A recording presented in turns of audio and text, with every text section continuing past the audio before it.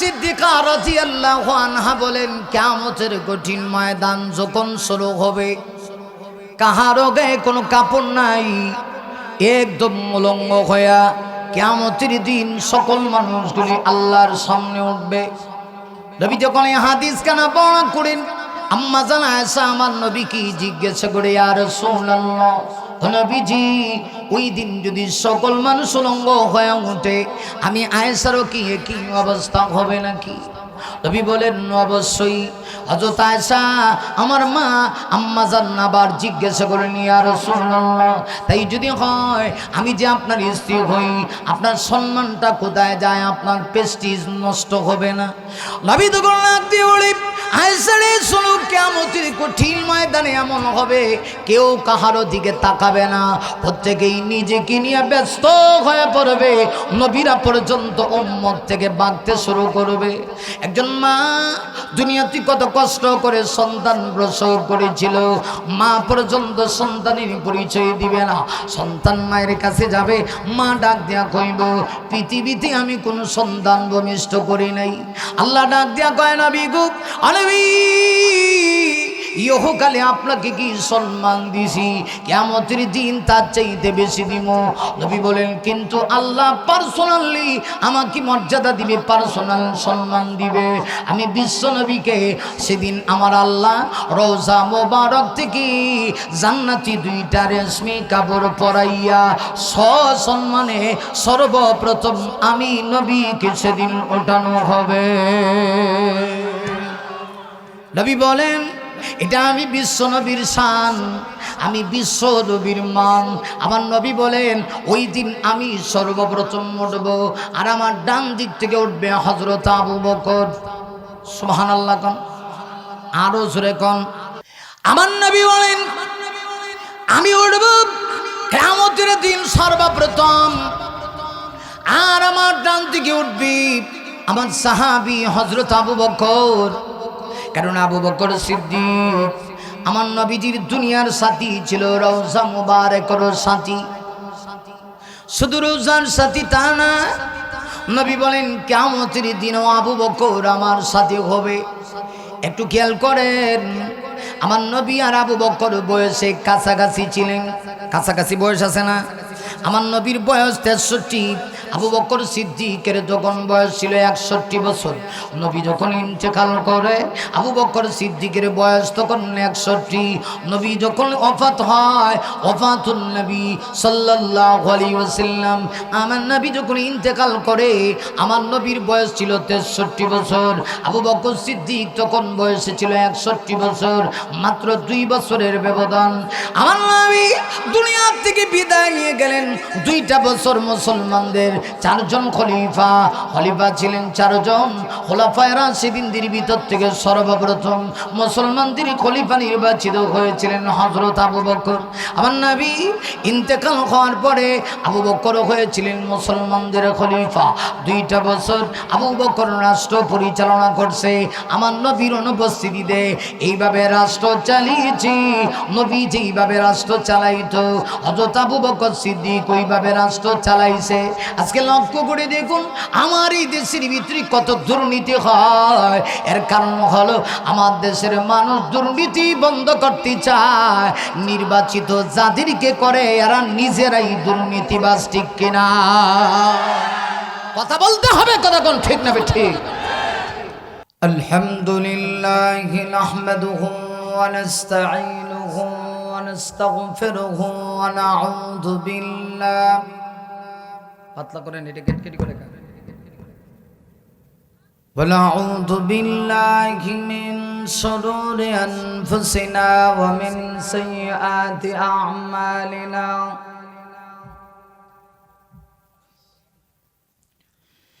من يهده الله فلا مضل له ومن يضلله فلا هادي له. আপনি বক্স বন্ধ করে হরেন দেন, দুই সাইডে হরেন দেন। ونشهد أن لا إله إلا الله وحده لا شريك له ونشهد أن سيدنا وسندنا وشفيعنا وحبيبنا ومولانا محمدا عبد الله ورسوله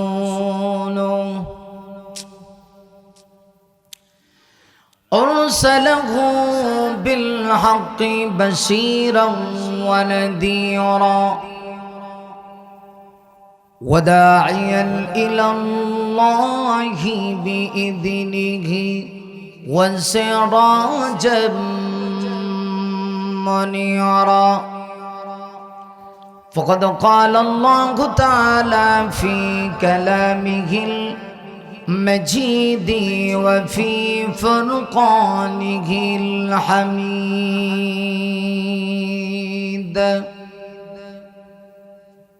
এই শোনেন তো এতক্ষণ করে একটা জিনিস মানছে কি সাউন্ড দিতেছেন বলে বাড়াইতেছেন কমাইতেছেন কোন মজা পাইতেছি না আউযু বিল্লাহি মিনাশ শাইতানির রাজীম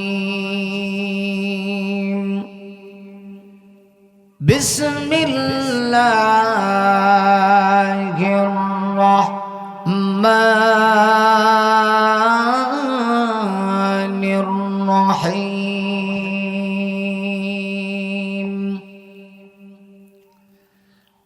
والضحى والليل إذا سجى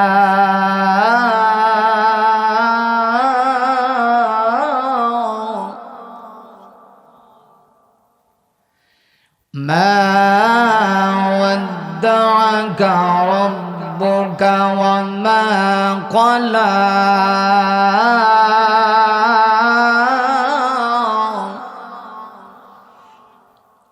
وللآخرة خير لك من الأولى ولسوف يعطيك ربك فترضى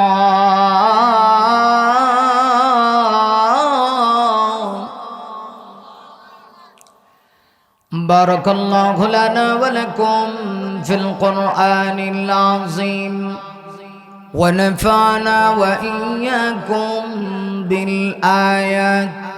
بالآيات والذكر الحكيم قال النبي صلى الله عليه وسلم سباب المسلم فسوق وقتاله كفر أو كما قال عليه الصلاة والسلام একটু মহব্বত দিয়ে নবীজির প্রেমে মাতোয়ারা হয়ে অন্তরে অন্তঃকরণ থেকে পৃথিবীর শ্রেষ্ঠ দরুদ যে দরুদ নামাজে স্থান পেয়েছে দরুদটা সকলে আমল করি আল্লাহুম্মা সাল্লি আলা মুহাম্মাদিন। এই আপনি স্টেজে সাউন্ড দিতে পারেন না, কিছু নাই, এদিকে সাউন্ড নাই, বুঝেন নাই কথা? স্টেজের সাউন্ডটা কোথায়? সব ভাই স্টেজের সাউন্ডটা কই? কামা সাল্লাইতা আলা ইব্রাহিম ওয়া আলা আলি ইব্রাহিম ইন্নাকা হামিদুম। সকলে আওয়াজ করে বলুন আল্লাহুম্মা বারিক আলা মুহাম্মাদিন। এটা কোন সাউন্ড হইল এবার? গতবারই ভালো ছিল। এরকম একটা স্টেজ সাউন্ডে থাকার কথা না। কামা বারাকতা আলা ইব্রাহিম ওয়া আলা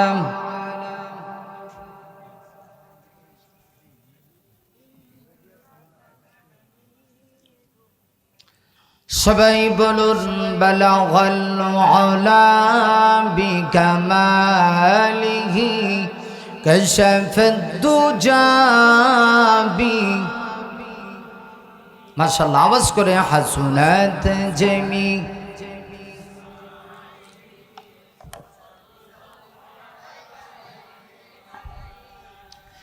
ए तेरी म्याराज दे कि तू लौहा कलम तक पहुँचा, और मेरी म्याराज की कि मैं तेरे कदम तक पहुँचा। बलगल उला।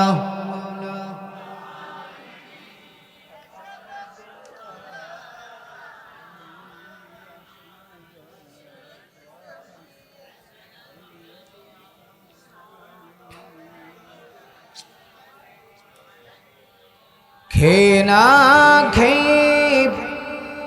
দিন প্রচারের কাজে নিজেকে দিয়েছ বিলি, তাই ফের কাফেরেরা চিনল নাই আলো, দুষ্ট ছেলেদের পিছু দিল লেলিয়ে। খেয়ে না খেয়ে দিন প্রচারের কাজে নিজেকে দিয়েছ বিলি, তাই ফের কাফেরেরা চিনল নাই আলো, দুষ্ট ছেলেদের পিছু দিল লেলিয়ে। তাই ফের ময়দানে ক্ষত বিক্ষত হয়ে সারা শরীর থেকে রক্ত ঝরে। হে রাসূল, তোমাকে ভুলি আমি কেমন করে। হে রাসূল, তোমাকে ভুলি আমি কেমন করে। বালাগাল উলা বিক।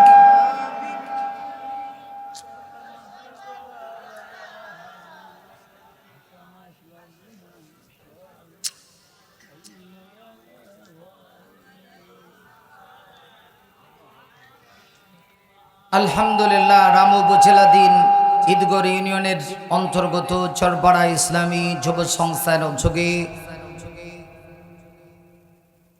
ডেপারবিল সিরাত ময়দানে ঐতিহাসিক ইসলামী সম্মেলনের সম্মানিত বিদগ্ধ সভাপতি বিশিষ্ট আলেমে দ্বীন উস্তাজুল আসাতিজা হযরতুল আল্লাম হযরত মাওলানা মুফতি সৈয়দ নূর সাহেব দামাত বারাকাতুহুম, পরিচালক চরপাড়া তালিমুল কোরআন মাদ্রাসা ঈদগড় রামু, মঞ্চে উপস্থিত ওয়াজিবুল এহতারাম হযরত উলামায়ে কেরাম, সম্মুখপ্রাণী সমবেত দিনদার ইমানদার মুমিন মুসলমান ভাইরা, বুড়া বাবারা, মাইকের আওয়াজ যত দূর পর্যন্ত গিয়ে পৌঁছেছে প্রধানশীল বড়ম সদ্দিয়া সম্মানিতা আবেদা সালেহা অবলা সরলা আমার মা ও বোন, বিশেষ করে তারুণ্যের উচ্ছ্বাস, যুগে যুগে ইতিহাস পরিবর্তনকারী আল্লাহর জমিনে আল্লাহর দ্বীন প্রতিষ্ঠা করার আন্দোলন করে করে এই পৃথিবীতে আজও যারা ইসলামের পতাকা উড্ডীন করে রেখেছেন, মাহফিলের প্রধান আকর্ষণ সম্মানিত যুবক ভাইরা, শ্রুতি বিশ্বজগতের প্রতিপালক, একচ্ছত্র ক্ষমতার অধিকারী আহকামুল হাকিমিন মহান আল্লাহ রাব্বুল আলামিনের দরবারে আলিশান এই মর্মে শুকরিয়া জ্ঞাপন করছি, যিনি অশান্তময় পৃথিবীর অশান্ত পরিবেশ থেকে যাচাই বাছাই করে আজকের এই মুতাবাররাক জান্নাতের টুকরা বাগানে আমাদের সবাইকে সমবেত হওয়ার মতো তৌফিকটুকু ভিক্ষা দিয়েছেন। এজন্য যে যতটুকুন খুশি হয়েছি ততটুকুন আওয়াজ দিয়ে মহাব্বাতান সকলে মিলে জবান খুলে পড়ছি আলহামদুলিল্লাহ। সম্মানিত সুধী, আমরা চাইলেই এই মাহফিলে আসতে পারতাম না, বসতে পারতাম না, আল্লাহ যদি আমাদেরকে আসার বসার তৌফিকটুকু না দিতেন। আপনারা কি আমার কথা বুঝেন? মেহরবানি করে সকলে জবাব দিবেন, কারণ আমি আপনাদের জন্য নতুন মানুষ না, যেহেতু গত বছর আসছিলাম। মাইকের যে অবস্থা আর লাইটের অবস্থাগুলি দেখেন, মানে নিবু নিবু ভাব। এত সুন্দর মঞ্চ, এই ডেকোরেশন যা হয়েছে, তো লাইটেরই অবস্থা কেন? আর যা মাইক বাহিরে আওয়াজ আছে, ভিতরে নাই কেন? যে মাইকম্যান বক্তাকে খুশি করতে পারে না, বক্তার কি চাহিদা এটা বুঝে না, এমন মাইক তো দরকার নাই। কারণ আমরা এগুলা দিয়ে কথা বলে বড় কষ্ট পাই। আজকে আমাকে সেম একই অবস্থা, আমি বইসে বুঝতে পারছি যে ওর সাউন্ড সিস্টেমের কোয়ালিটি ভালো হয়নি। যে আগে ঠিক করতে পারছে না, পরে কেমনি ঠিক করবে? আমরা দেশীয় ভাষায় একটা কথা আছে, যার সাথে হয় না এর শত্রু হয় না। অবস্থা সেম একই অবস্থা। গত বছরও মোটামুটি কোনো রকম মানে কষ্ট করে আপনাদের সামনে কথা বলে গেছি। আজকে বাহিরে পর্যাপ্ত সাউন্ড ছিল, ভাবছিলাম যে ভিতরে মনে হয় আওয়াজটা খুব সুন্দর হয়েছে, কিন্তু ভিতরে আইসে আমার মনটা খারাপ হয়ে গেছে। আর একটা মাইকম্যান যে জাননেওয়ালা, তার কি এতক্ষণ সময় লাগে? একটা বক্তাকে এতক্ষণ সময় দিবে তাকে মাইক ঠিক করার জন্য? যে অবস্থা আছে এই অবস্থায় কিছু কথা বলবো, তবে আপনাদের মনোযোগ সহকারে শুনতে হবে। আপনার আল্লাহ নাছাড়া করা লাগতো না, যেটা আছে পরে এটা নষ্ট করবে কোন রকম, মানে আমার কাজটা আমি চালাইয়া যাই। সম্মানিত সুধী, আসুন আমরা একটা কিতাব থেকে কথা বলবো। দেখেন, আপনারা তো ভাববেন যে এই লোকের 12টা বাজাইছি, আল্লাহর কসম তার সাথে আমার কোনো দুশ্মনী নেই, কিন্তু আমার তো জান বাড়িয়ে যেতেছে, মানে কথা বলার আগে দম যাইতেছে। আমার তো প্রত্যেকদিন কথা বলতে হবে, প্রতিদিন মাহফিল, রমজানের 9 রমজান পর্যন্ত মাহফিল রাখা। সবাই তো আমাদেরকে আশা করে দাওয়াত দেয়। একটা মাইকের কারণে যদি আমার গলায় নষ্ট হয়, শরীরে আঘাত পড়ে, গাম বের হয়, ঠান্ডা বসে, তাইলে কিন্তু আমি 1 সপ্তাহ পর্যন্ত আমাকে কষ্ট করতে হবে। এই জন্য কোনো বক্তা এখন আর কষ্ট করতে রাজি না। ওয়াজ মাহফিলগুলি অনেক কষ্ট করে আয়োজন করা হয়। যারা আয়োজন করছে ওরা জানে কি পরিমাণ গাম ফেলে দেওয়ার পরে এই আয়োজনটা এরা করতে পারছে। কথা কন না কেন? আপনারা কি আমার ভাষা বুঝেন? আর আপনাদের ভাষা আর আমার ভাষা, আমার বাড়ি সিলেট, আপনাদের বাড়ি চট্টগ্রাম, কক্সেস বাজার, এই 2 ভাষা দিয়ে যদি কথা শুরু করি, তো আপনারা কিছুটা বুঝলেও অন্য জেলার মানুষে মনে করবো কবর জিয়ারত করতেছি। আল্লাহর রাস্তায় এরা কিচ্ছু বুঝতো না। কথা কন না কে, ঠিক কিনা? আমার আগে যিনি কথা বলছেন, আমি বুঝতেছি যে উনি চমৎকার কথা বলতেছেন, আপনারা আগ্রহের সহিত শুনতেছেন, কিন্তু উনি কি কইতেছে আমি অনেক কথা বুঝি না, মানে তাকায় আছি, কিন্তু ওনার অঙ্গভঙ্গিমায় বুঝলাম যে না, খুব সুন্দর করে কথা বলছেন। এবং আপনারা যারা শ্রোতা ছিলেন, আপনারাও খুব মনোযোগ সহকারে ওনার কথাগুলি শুনতেছেন। তবে আশা করি আমার যে ভাষা, আমি তো আমার সিলেটি ভাষা দিতাম না, আমি মোটামুটি শুদ্ধ ভাষা দিয়ে কথা বলবো। আশা করি এই ভাষা আপনাদের সবার বুঝতে কঠিন, হ্যাঁ সহজ, একটু আওয়াজ দেওয়া লাগবে, সহজ। তাইলে একটু মেহরবানি করে সকলেই জবাব দিবেন। যেহেতু মাইকের অবস্থা খারাপ, আপনারা আমার একটু সহযোগিতা করবেন, পারবেন না? সে যদি বুদ্ধিমান হইতো কিচ্ছু লাগে না, 2টা মাইক খালি বক্তার কানে দিলে চেঁচেতে আওয়াজ হইলেই ওয়াজ করা যায়, কিন্তু সব সাউন্ড বাইরে দিয়া, মাল মেডিসিন সব মার্কেটে ছেড়ে দিছে, ভিতরে কিচ্ছু নাই। কথা বোঝেন নাই কিচ্ছু? অথচ বুঝদার যারা, এরা বাহিরটাকে কন্ট্রোল করে না, এরা ভিতরটাকে কন্ট্রোল করে আগে। আর শ্রোতারা ওয়াজ শুনে যদি মজা না পায়, বাইরে যারা আছে এরা তো সবাই মনোযোগ দিয়ে শুনবে না, এরা তো আমাদের মূল উদ্দেশ্য না। আমরা যারা আছি, আমরা যেন কথাগুলি মনোযোগ সহকারে বলতে পারি, আর বক্তা যেন কথা বলতে কোনো কষ্ট না হয়। আমার ভয় হইতেছে, আমি টানের স্কেল কেমনে দিই? টান দিলে তো আমার কষ্ট হইব, এটা স্বাভাবিক কথা বলতে আমার মজা লাগতেছে না, টানটা কেমনে দিই? আল্লাহ হেদায়েত নসিব করুক, বলো না আমিন। আরো জোরে আওয়াজ করে বলি আমিন। আমরা একটা কিতাব থেকে কথা বলবো। আসমানের নিচে জমিনের উপরে সবচেয়ে বিশুদ্ধ যে গ্রন্থ, বিশুদ্ধ যে কিতাব, এটার নাম হচ্ছে মহাগ্রন্থ আল কোরআন। মহাগ্রন্থ। বলেন তো এই কিতাবটা কে নাজিল করছে? হে কথা কয় না রে। সামনে নির্বাচন আসতেছে, অনেক লোক আগে থেকে দাঁত দাঁড়ায় রাখছে, প্রার্থীদের পক্ষে স্লোগান দিব, বিনিময়ে পাবে কি 1 কাপ রং চা আর সাথে একটা বন রুটি। ঠিক গে বাড়িত কয়েন, মহিলার সামনে ঠিক কয়েন, এখানে ঠিক কয়েন না। কথা যেটা কইতেছে এটা ঠিক নেই, সবাই আওয়াজ দিয়ে এখন ঠিক কিনা?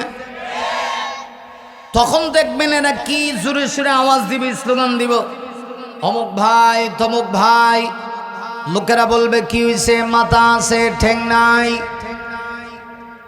কথা কন না কা? হ্যাঁ, অমুক ভাইয়ের চরিত্র ফুলের মতো পবিত্র, আরেকজন কানের কাছে গিয়া কইব নামাজ পড়ে না 1 ওয়াক্ত, আরেকজন আস্তে আস্তে কইব গাঞ্জা খায় 5 ওয়াক্ত। কথা কন ঠিক কিনা? তখন আওয়াজ বের হবে। কিন্তু কোরআনের মাহফিলে এসে কোরআনের কথা বলে আমরা আওয়াজ দিতে চাই না। আওয়াজ দিতে পারবেন?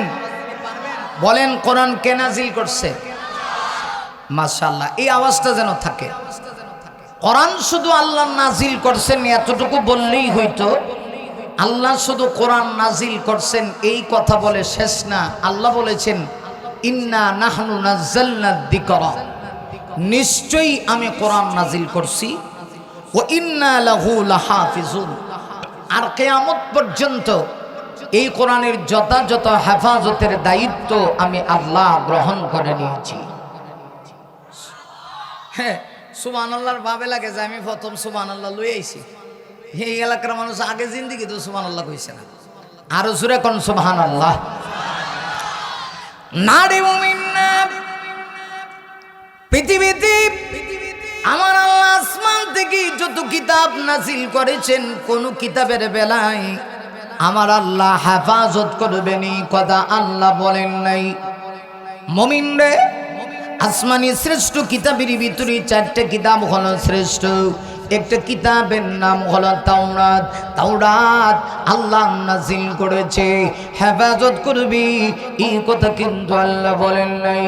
জাবুর কিতাব আল্লাহ নাজিল করেছে, হেফাজত করবে এই কথা কিন্তু আল্লাহ বলেন নাই।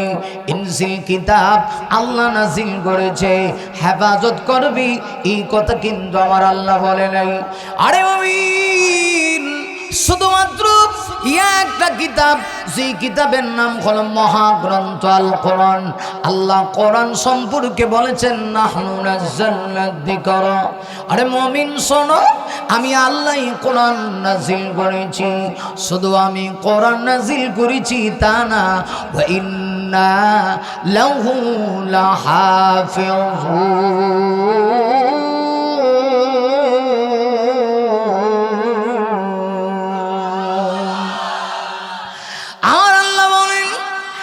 শুধুমাত্র কোরআন নাজিল করেছি তা না, কিয়ামত পর্যন্ত এই কোরআনের যথাযথ হেফাজতের দায়িত্ব আমি আল্লাহ আমার কুদরতি হাতে গ্রহণ করে নিয়েছি।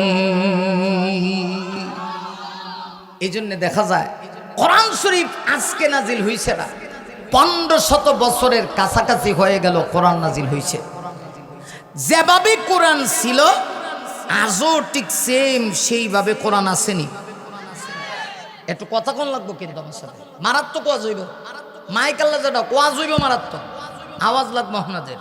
আসেনি, যেইভাবে নাজিল হয়েছে আজও ঠিক সেম সেইভাবে কোরআন আছে। শুধু কি কোরআন আছে না, কোরআনের বিধানও আছে, কোরআনের মজাও আছে, কোরআনের ভাবার, কোরআনের অ্যাকশন। খালি নাই কোরআনের আইন। কি নেই? আইন নাই। কারণ কোরআনের আইন যদি বাংলার জমিনে বাস্তবায়ন হয়ে যায়, তাহলে ইসলাম বিদ্বেষীরা মদের ভারে গিয়া মদ খাইতে না। এই জন্য এরা সব মানে কোরআনের আইন বাস্তবায়ন হোক, এরা এটা চায় না।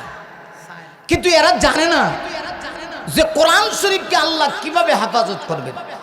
দেখেন, একটু কোরআনের উপরে ভূমিকা দিই, তারপরে আমার সূরার উপরে তাফসীর। 1 ঘন্টা সময় ইনশাআল্লাহ দিল খুলে কথা বলবো। আপনারা খালি আমার সঙ্গে হানা কয়ে আমার সঙ্গে আলোচনা শুনবেন। খেয়াল করেন, কোরআন শরীফ যখন নাজিল হয়েছিল আজ থেকে প্রায় 1500 বছরের কাছাকাছি হয়ে যায়। আল্লাহ যদি কোরআন শরীফ নাজিল করে ওই সময় কোনো রাজা বাদশার কাছে দায়িত্ব দিত, এই বাদশা কোরআন শরীফ খুলে দেখতো সুদের বিরুদ্ধে আয়াত আছে, এমনি কইতো এই আয়াতগুলি কেটে দাও। সাপোজ পরের বাদশার কাছে যদি আবার নতুন করে দায়িত্ব দেওয়া হইতো, এই বাদশা কোরআন শরীফ খুলে দেখতো সন্ত্রাসের বিরুদ্ধে আয়াত আছে, এমনি এই বাদশা কইতো এইগুলাও কেটে দাও। এইভাবে যদি দায়িত্বের পরে দায়িত্ব দিয়া সর্বশেষ 2024 সালের 5 আগস্টের আগে আমরা দেশের হাসু আফার কাছে যদি দায়িত্ব দিত, বোঝে নাই কিচ্ছু, বুঝছে না এরা কিচ্ছু।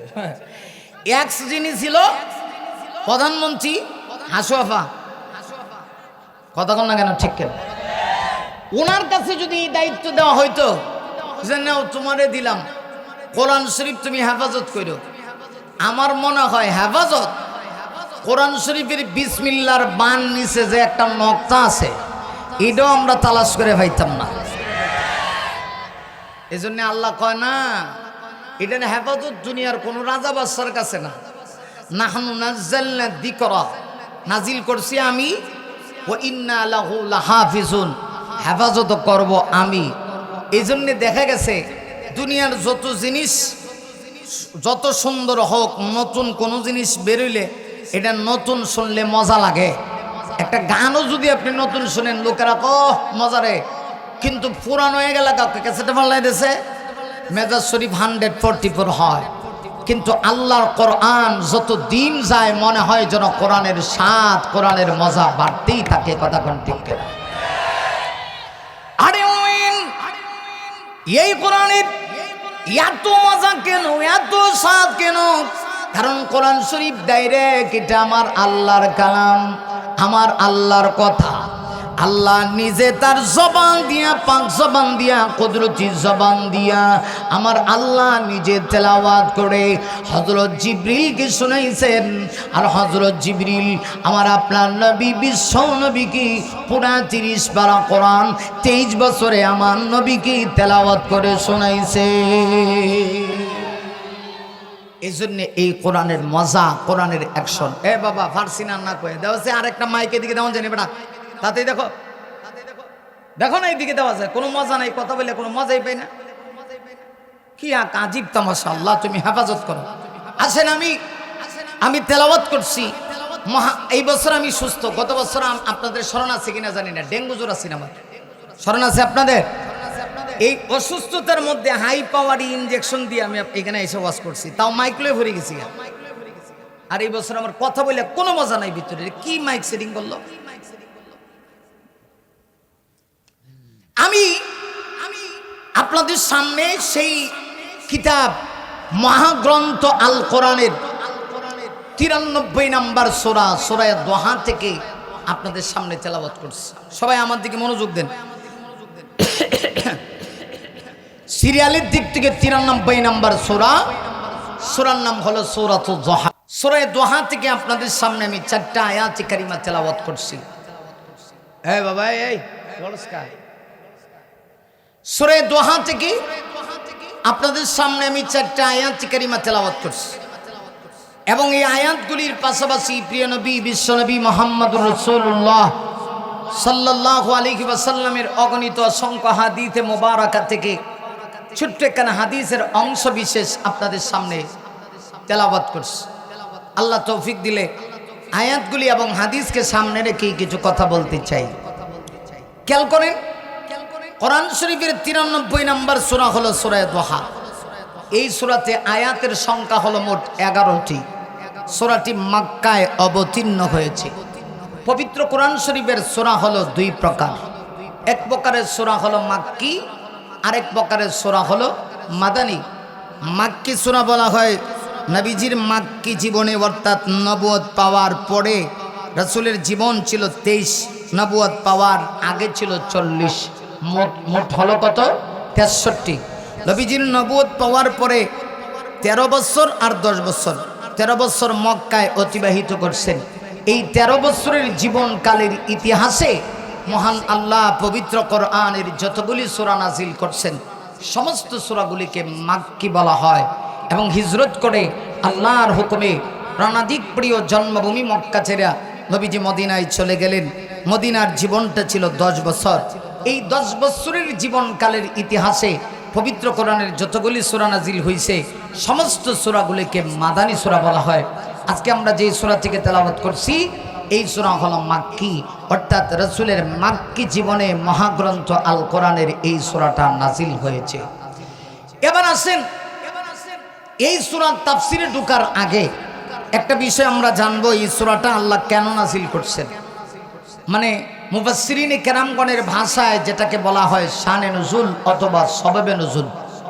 নাজিলের পটভূমি, নাজিলের প্রেক্ষাপট, আল্লাহ কোন কারণে সূরাটা নাজিল করছেন, এতটুকু যদি আমরা বুঝতে পারি আশা করা যায় সূরার তাফসীর আপনার আমার বুঝে আসবে।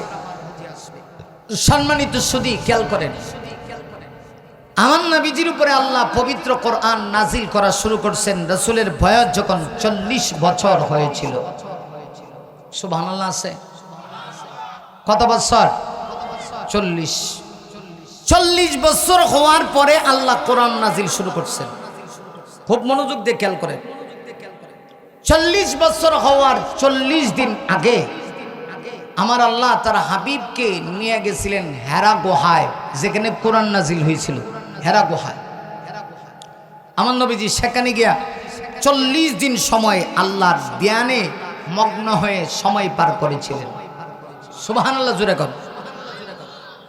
আরে মুমিন, আমার নবীজি হেরা গুহায় গিয়া কোরআন নাজিলের 40 দিন পূর্বে আমার নবীজি হেরা গুহায় আল্লাহর ধ্যানে মগ্ন হয়ে সময় পার করছিলেন। নবী আমার এই 40 দিন দুনিয়ার সব কিছু থেকে আলাদা। আমার নবীজি একমাত্র আল্লাহর সঙ্গে কানেকশন। পৃথিবীর কোনো কিচ্ছু যেন আমার নবীর কাছে ভালো লাগে না। একমাত্র খাওয়া দাওয়া ছাড়া আমার নবীজি কোনো কিছুই করতে রাজি না। রহমাতুল লিল আলামিন প্রয়োজন ছাড়া একটুকু এদিক সেদিক নড়াচড়া পর্যন্ত নাই। আমার নবীজি এই 40 দিন আল্লাহর ধ্যানে মগ্ন হয়ে সময় পার করেন। নবীজির কাছে শুধুমাত্র 2 বেলা খাবার নিয়ে যান। আমাদের মা উম্মাহাতুল মুমিনিন আম্মা জান খাদিজা রাদিয়াল্লাহু আনহা, আমার মা আমার নবীর প্রতি এত মায়া আর মহব্বত ছিল গো। আমার মা আমার নবী চাইতে 15 বছরের বড় ছিলেন, 15 বছরের বড় ছিলেন। আমার নবী যখন আমার মা আম্মা জান খাদিজা কি বিবাহ করে, আমার নবীজির বয়স তখন ছিল 25 বছর, আম্মা জান খাদিজার বয়স তখন ছিল 40 বছর। আর আমার নবীর উপরে যখন কোরআন নাজিল হয়, নবীর বয়স যখন 40 বছর, আমার মা আম্মা জান খাদিজার বয়স ছিল 55 বছর। একটু খেয়াল করে দেখুন, এই পৃথিবীতে এত ভালোবাসা আর কে ভাসবে? আমার নবীকে আমার মা যে ভালোবাসা দিয়েছিল, 55 বছরের একজন বয়স্ক মহিলা আমার নবীজি হেরা গুহায় ধ্যানমগ্ন হয়ে সময় পার করে দুইবার আমার মা আম্মা জান খাদিজা রাদিয়াল্লাহু আনহা আমার নবীজির কাছে খানা নিয়ে যায়। এইভাবে করে 40টা দিন আমার মা আম্মা জান খাদিজা নবীজির কাছে আসা যাওয়া করলেন। 40 দিন পর্যন্ত আমার নবীজি হেরা গুহায় সময় পার করলেন। দেখা গেল 40 দিন পরে আমার আল্লাহ সর্বপ্রথম জিবরিল আমিনকে পাঠাইলেন। হযরত জিবরিল আলাইহিস সালাতু ওয়াস সালাম আমার নবীজির কাছে আগমন করলেন। কোরআন শরীফের সর্বপ্রথম একটা সূরা, যে সূরার নাম সূরা আলাক। হযরত জিবরিল এই সূরা নিয়ে আমার আপনার নবীর কাছে আগমন করলেন। হযরত জিবরিল এসে আমার আপনার নবীকে ডাক দিয়া বলেন, ইকরা, নবী গো আপনি পড়ুন। এটা আমরের শেখা, উলামায়ে কেরাম যারা আছে তারা ভালো করে বুঝবে। আরে মুমিন শোনো, আমার নবীজির কাছে হযরত জিবরিল এসে সর্বপ্রথম বললেন, নবী গো ইকরা, আপনি পড়ুন। নবীজি তখন জবাব দিয়া বলেন, মা আনা বিকারিন, আমি পড়তে জানি না। হযরত জিবরিল আবার বলে, ইকরা, নবী গো আপনি পড়ুন। আমার নবী বলেন, মা আনা বিকারিন, আমি পড়তে জানি না। হযরত জিবরিল আবার বলে, ইকরা বিসমি রাব্বিকাল্লাযী খালাক, নবী গো আপনি পড়ুন আপনার প্রভুর নামে, যিনি আপনাকে সৃষ্টি করেছে। এই কথা বলে হযরত জিবরিল 2টা হাত বাড়া দিয়া আমার নবীকে সোজুরে একটা এমন জোরে ধরে একটা চাপ দিলেন, মুখের সঙ্গে মিলায় নিলেন। আমার নবীর জবান থেকে আল্লাহর কোরআনের তেলাওয়াত চালু হয়ে গেছে। আল্লাহু আকবার। হযরত জিবরিল তৃতীয়বার যখন আমার নবীকে ধইরা বুকের সাথে বুক মিলাইছে, জিবরিলের চাপ, হ্যাঁ সাধারণ কথা না, রূহুল আমিন, আল্লাহু আকবার, ফেরেশতাদের সর্দার, গায়ে কি পরিমাণ শক্তি, আল্লাহ তাকে এত ক্ষমতা দিয়েছে। তাফসীরে কিতাবে লেখে হযরত জিবরিল যদি দুইটা পাকা প্রশস্ত করে তাহলে এই দুই পাকা পৃথিবীর এক প্রান্ত থেকে নিয়ে অপর প্রান্ত পর্যন্ত লাগাল ফা। আপনাদের সুবহানাল্লাহর বাবে লাগে যে আপনাদের এই ক্ষমতা আছে, জিবরিলের চাইতে আপনাদের ক্ষমতা আল্লাহর বেশি দিছে। জোরে আওয়াজ করে এখন সুবহানাল্লাহ। তাইলে কি পরিমাণ শক্তি হযরত জিবরিলের গায়ে। সেই জিবরিল তৃতীয়বার যখন আমার নবীর বুকের সাথে বুক মিলাইছে, জোরে ধইরা, আমরা সিলেটি ভাষায় জোরে ধইরা বুকের সাথে বুকে চাপ দিয়া বুক যখন মিলাইছে, আর যখন বলছে ইকরা বিসমি রাব্বিক, হে নবী আপনি পড়ুন বিসমি রাব্বিক, আপনার রবের নামে। কার নামে? আরো জোরে বলেন, কার নামে? রবের নামে। আল্লাযী খালাক, যিনি আপনাকে সৃষ্টি করেছেন। আমার নবী যেই মুহূর্তে এই কথা শুনেছেন, সাথে সাথে আমার নবীর জবান থেকে তেলাওয়াত জারি হয়ে গেল। এতে কি বোঝা গেল যে আমার নবীর কাছে জিবরিল যখন বলছে পড়ুন, নবীর জবান থেকে বের হয় না, যখন বলছে রবের নামে পড়ুন জবান চালু হয়ে গেছে। এতে কি বোঝা যায় দুনিয়ার সব পড়া আর রবের নামে পড়া এক হতে পারে না। কারণ দুনিয়ার সব পড়া দিয়া মানুষ বড় শিক্ষিত হতে পারে, আল্লাহকে চিনতে পারে না। দুনিয়ার বড় শিক্ষিত হইয়া নাস্তিক হতে পারে, আল্লাহকে চিনতে পারে না। আল্লাহকে যদি চিনতে হয়, রবকে যদি চিনতে হয়, অবশ্যই তাকে রবের নামের পড়া পড়তে হবে। কথা কোন ঠিক কিনা? দুনিয়ার সব পড়ার মাঝে মিথ্যা আছে, আসেনি? নাই? কোরআনের মাঝে ভুল আছে? কোরআনের মাঝে ইলমে ওয়াহির শিক্ষার মধ্যে কোনো ভুল আছে? নাই। সব পড়ার মাঝে ভুল আছে। যেমন ছোট্টবেলা একটা কবিতা পড়ছি, কমুনি কেমনে যে কইতাম, আরে মাইক রে, আরে মাইক আজকে দিস আমার বাপ দেখায়। আমার ভাইরা, ছোট্টবেলা আমরা কবিতা পড়ছি। কি কবিতা? হাট্টিমা টিম টিম তারা মাঠে পারে। আপনারা যদি ওয়াজ জানেন আমার সাথে একটু কইতেন না? হাট্টিমা টিম টিম তারা মাটি পারে ডিম, তাদের খাড়া দুটো সিং, তারা হাট্টিমা টিম টিম। মানে কবিতা লেখছে কবি সাহেব যে টিম টিম টিম নামে একটা প্রাণী আছে। এই প্রাণীর আবার প্রাণী কি করে? ডিম পারে, হেরা আবার দুইটা সিং আছে। হাট্টিমা টিম টিম তারা মাঠে ভারে ডিম, মাঠে গিয়ে আবার ডিম ভারে, এদের খাড়া আবার দুইটা সিং। আচ্ছা, এখানে যে কবি সাহেব কবিতা লেখছে এটা 100% মিথ্যা। কারণ পৃথিবীতে টিম নামে কোনো প্রাণী নাই, আছে? আর যদি কোনো প্রাণী থাকে যে প্রাণী ডিম ভারে, হের তো সিং নাই। কথা কন না কা? আপনাদের এলাকায় গরু আছে, কি কয় আপনাদের এলাকায় মুরগি আসেনি? ডিম পারে না, সিং আছে। হাঁস আসেনি, ডিম পারে না, সিং আছে? নাই। আবার দেখা যায় ষাঁড় গরুর সিং আছে। আপনাদের এলাকায় মনে হয় ষাঁড় গরু ডিম পারে, তাহলে তো কথার সাথে মিল নেই। হাট্টিমা টিম টিম তারা মাঠে পারে ডিম, তাদের খাড়া দুটো সিং, তারা হাট্টিমা টিম টিম। বোঝা গেল এটা 100% একটা মিথ্যা কথা, ভুয়া কথা। কিন্তু আপনাকে চ্যালেঞ্জ দিয়ে বললাম, আল্লাহর কোরআনের ভিতরে একটা ভুল আছে, আপনি ধরতে পারবেন না। আল্লাহর কোরআনের একটা আয়াত তো দূরের কথা, একটা নক্তার ভিতরে কোনো ভুল নাই। কথা বলো ঠিক নেবে? ঠিক। নবীজির কাছে সর্বপ্রথম ওয়াহি আসছে রবের নামে পড়ার কথা আল্লাহ বলছে। শুরু হয়ে গেল কোরআন নাজিল। খেয়াল করেন, কিছুদিন পরে এই সূরা নাজিলের পরে কোরআন শরীফের আরেকটা সূরা নাজিল হয়েছে, যেই সূরার নাম সূরাতুল মুদ্দাথির। এই সূরা নাজিল হয়েছে। এর পরে কিছুদিনের জন্য আল্লাহ ওয়াহির দরজা বন্ধ করে দিলেন, বিরতিকাল। মানে এখন আর ওয়াহি আসে না, হযরত জিবরিল নবীর কাছে আগমন করেন না। খেয়াল করেন, কোরআন শরীফ তো এটা পাওয়ারফুল জিনিস, এটার একটা অ্যাকশন আছে, এটা ওয়াহি। রসুলের কাছে যখন ওয়াহি আসতো, নবীজির চেহারা দেয়া গাম মোবারক বের হইতো। পাওয়ার আছে তো। কিছুদিনের জন্য দেখা গেল ওয়াহির দরজা আল্লাহ বন্ধ করে দিয়েছেন। এই অবস্থায় গোটা মক্কাতে দেখা গেল নবীজির একটা বিরোধী পার্টি ছিল, এন্টি পার্টি ছিল। এই বিরোধী পার্টির প্রধান ছিল নবীর আফন চাচা, নাম ছিল আবুল আহাব। নাম কি? নাম শুনছেন আপনারা? আমি আর একটু গোতা দিয়া কই আবুল হাব্বা, নবীর দুশ্মন না, এজন্য গোতা দিয়া কইবেন আবুল হাব্বা। নাম কি? আবুল হাব্বা।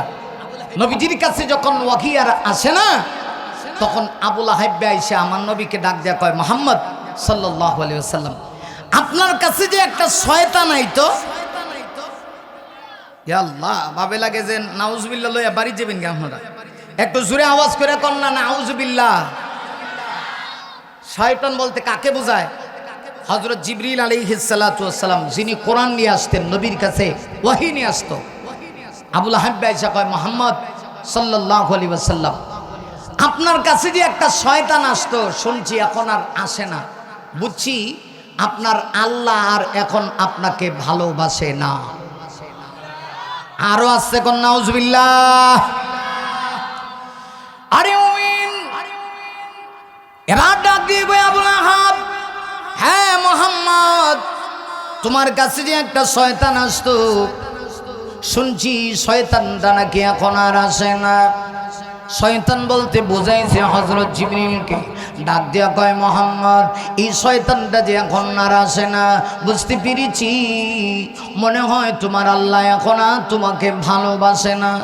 বলুন তো দেখি, আমার নবী কথা শোনার পরে কষ্ট পাইছেন কি পাইছেন না? অবশ্যই কষ্ট পেয়েছে। এর কারণ হলো আমার নবীজি এই পৃথিবীতে আমার আল্লাহকে কেমন ভালোবাসে। পৃথিবীর সবচেয়ে আমার নবীর আল্লাহর প্রতি ভালোবাসা বেশি না। শুধু আমার নবীর আল্লাহর প্রতি ভালোবাসা বেশি তা না, আমার আল্লাহ তার নবীকে এই পৃথিবীতে সবচেয়ে বেশি নবীকে মহব্বত করেছেন। পৃথিবীর কোন নবীকে আল্লাহ এত মহব্বত করেন নাই যত মহব্বত আমার আপনার নবীকে করেন। তাহলে নবী কষ্ট পেয়েছে আল্লাহর বিরুদ্ধে বলে ডাক দেয়া কয়, ও মুহাম্মদ, তোমার আল্লাহ মনে হয় এখন আর তোমাকে ভালোবাসে না। আমার নবী আঘাত পেয়েছে। শুধু আবুল আহাব বলে তা না, আবুল আহাবের স্ত্রী, তার নাম ছিল উম্মে জামিল। উম্মে জামিলও ডাক দেয়া কয়, মুহাম্মদ, শুনেছি তোমার কাছে যে একটা শয়তান আসতো, এই শয়তানটা নাকি এখন আগমন করে না। এখন মনে হয় তোমার আল্লাহর সাথে আগের মতো সম্পর্ক নাই, সুসম্পর্ক নাই। আল্লাহ মনে হয় তোমাকে ভুলে গিয়েছে। আমার নবীজি অন্তরের ভিতরে ভীষণ আঘাত পেয়েছে, ভীষণ কষ্ট পেয়েছে। আমার নবী যে মগজে কষ্ট পেয়েছি, আল্লাহ রাব্বুল আলামিন সঙ্গে সঙ্গে হযরত জিবরিলকে বলেন, জিবরিল, আমার বন্ধুর কাছে ওয়াহি নিয়ে যাও। একদিন, 2 দিন, 3 দিন, 4 দিন, 5 দিন, 6 দিন, এইভাবে করে মোট 11 দিন ওয়াহি বন্ধ ছিল, মোট 15 দিন ওয়াহি বন্ধ ছিল। আমার নবীজি আকাশের দিকে তাকায়া অজর নয়নে চোখের পানি ছেড়ে দিয়া কান্না করে। আমার নবীজি আকাশের দিকে তাকায়া ডেকে ডেকে বলে, ও প্রভু, মক্কার অবস্থা এমন হয়েছে, গোটা মক্কায় আমার বিরুদ্ধে প্রপাগান্ডা ছড়িয়ে পড়েছে। এমনকি আমার চাচা দেখা যায় আমার বিরুদ্ধে চলে গেছে। আমার নবী এত কষ্ট পেয়েছি। নবীজি চোখের পানি ছেড়ে দেয়া কয়, আল্লাহ গো, আমার সব মানুষ যদি আমার বিরুদ্ধে চলে যায় আমি এত কষ্ট পাই না, কিন্তু আমার চাচা যে আমার বিরুদ্ধে চলে গেল, আমার চাচি যে আমার বিরুদ্ধে চলে গেল, না শুধু আমার চাচা চাচি আমার বিরুদ্ধে চলে গেছে তা না, ওরা বলে তুমি আল্লাহ নাকি আমাকে ভুলে গিয়েছো। আল্লাহ গো, আর বরদাস্ত হয় না। নবী চোখের পানি ছেড়ে দিয়া কান্না করে আল্লাহ রাব্বুল আলামিন সঙ্গে সঙ্গে হযরত জিবরিল আলাইহিস সালাতু ওয়াস সালামকে পাঠিয়ে দিলেন। ও জিবরিল, দৌড়ায় যাও, আমার বন্ধু কষ্ট পেয়েছে, বন্ধু কষ্ট পেয়েছে, আমার বন্ধু কষ্ট পাবে গো, আমি আল্লাহ তাকায় দেখবো তা হতে পারে না।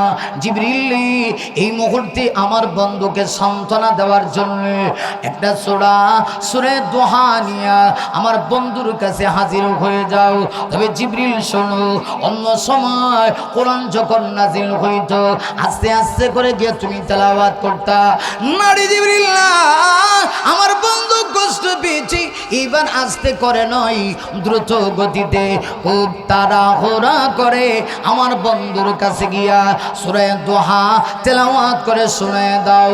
আল্লাহর পক্ষ থেকে সূরা দোহা নাজিল হয়ে গেল। আমার আল্লাহ সূরা দোহা নাজিল করে সূরা দোহার প্রথম 2 আয়াতের ভিতরে আল্লাহ 2টা কসম করে নবীকে সান্ত্বনা দিয়েছে। আল্লাহ রাব্বুল আলামিন সূরা নাজিল করলেন, সূরা দোহা নাজিল করে আল্লাহ বলেন ওয়াদ-দুহা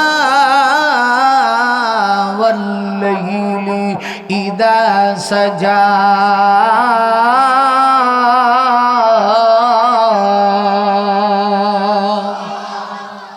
হযরত জিবরিল আমার নবীর কাছে আগমন করলেন, সূরা নাজিল হয়ে গেল। আল্লাহ সূরার প্রথম 2 আয়াতের ভিতরে 2টা কসম করেন। কয়টা? আরো জোরে। হ্যাঁ, ওয়াজ বুঝতেছেন না? মাশাআল্লাহ, এখন কথা বলে মজা পাইতেছি শুধু আপনাদের মনোযোগ থাকার কারণে।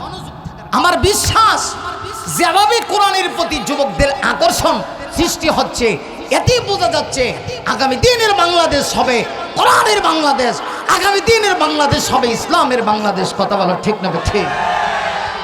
মাশাআল্লাহ, দেখছেন কি পাওয়ার, মারাত্মক পাওয়ার। মারহাবা কন, আরো জোরে কন মারহাবা। কোরআনের অপব্যাখ্যা করে কোরআনের বিরুদ্ধে বাংলার জমিনে কেউ কোনো কথা বলবে, বাংলার দামাল ছেলেরা সেটা বরদাস্ত করতে পারবে না। কথা কোন ঠিক কিনা? হযরত জিবরিল আসলেন, কোরআন শরীফের সূরা দোহা নাজিল হয়ে গেল। আল্লাহ কসম করলেন কয়টা? 2টা। বলবো কসমগুলি বলবো? হ্যাঁ, মনোযোগ দেন, তাহলে সামনে চোখের পানি আসবে। আল্লাহ 2টা কসম করলেন। আল্লাহ বলেন প্রথম কসম হলো ওয়াদ-দুহা, দোহার কসম। সূরার নামও সূরাতুজ যুহা। কসমও করলেন দোহার, 1 নম্বর কসম। 2 নম্বর হলো ওয়াল-লাইলি ইযা সাজা। আল্লাহ বলেন লাইলে সাজার কসম। তাহলে কসম হইল কয়টা? 2টা। এই 2টা কসমের কি ব্যাখ্যা একটু পরে বলি, এর আগে কসমগুলি শিরোনাম শুনে। 2টা কসম করে আল্লাহ 3 নম্বর আয়াতে বলেন মা ওয়াদ্দাকা রাব্বুকা ওয়া মা ক্বালা।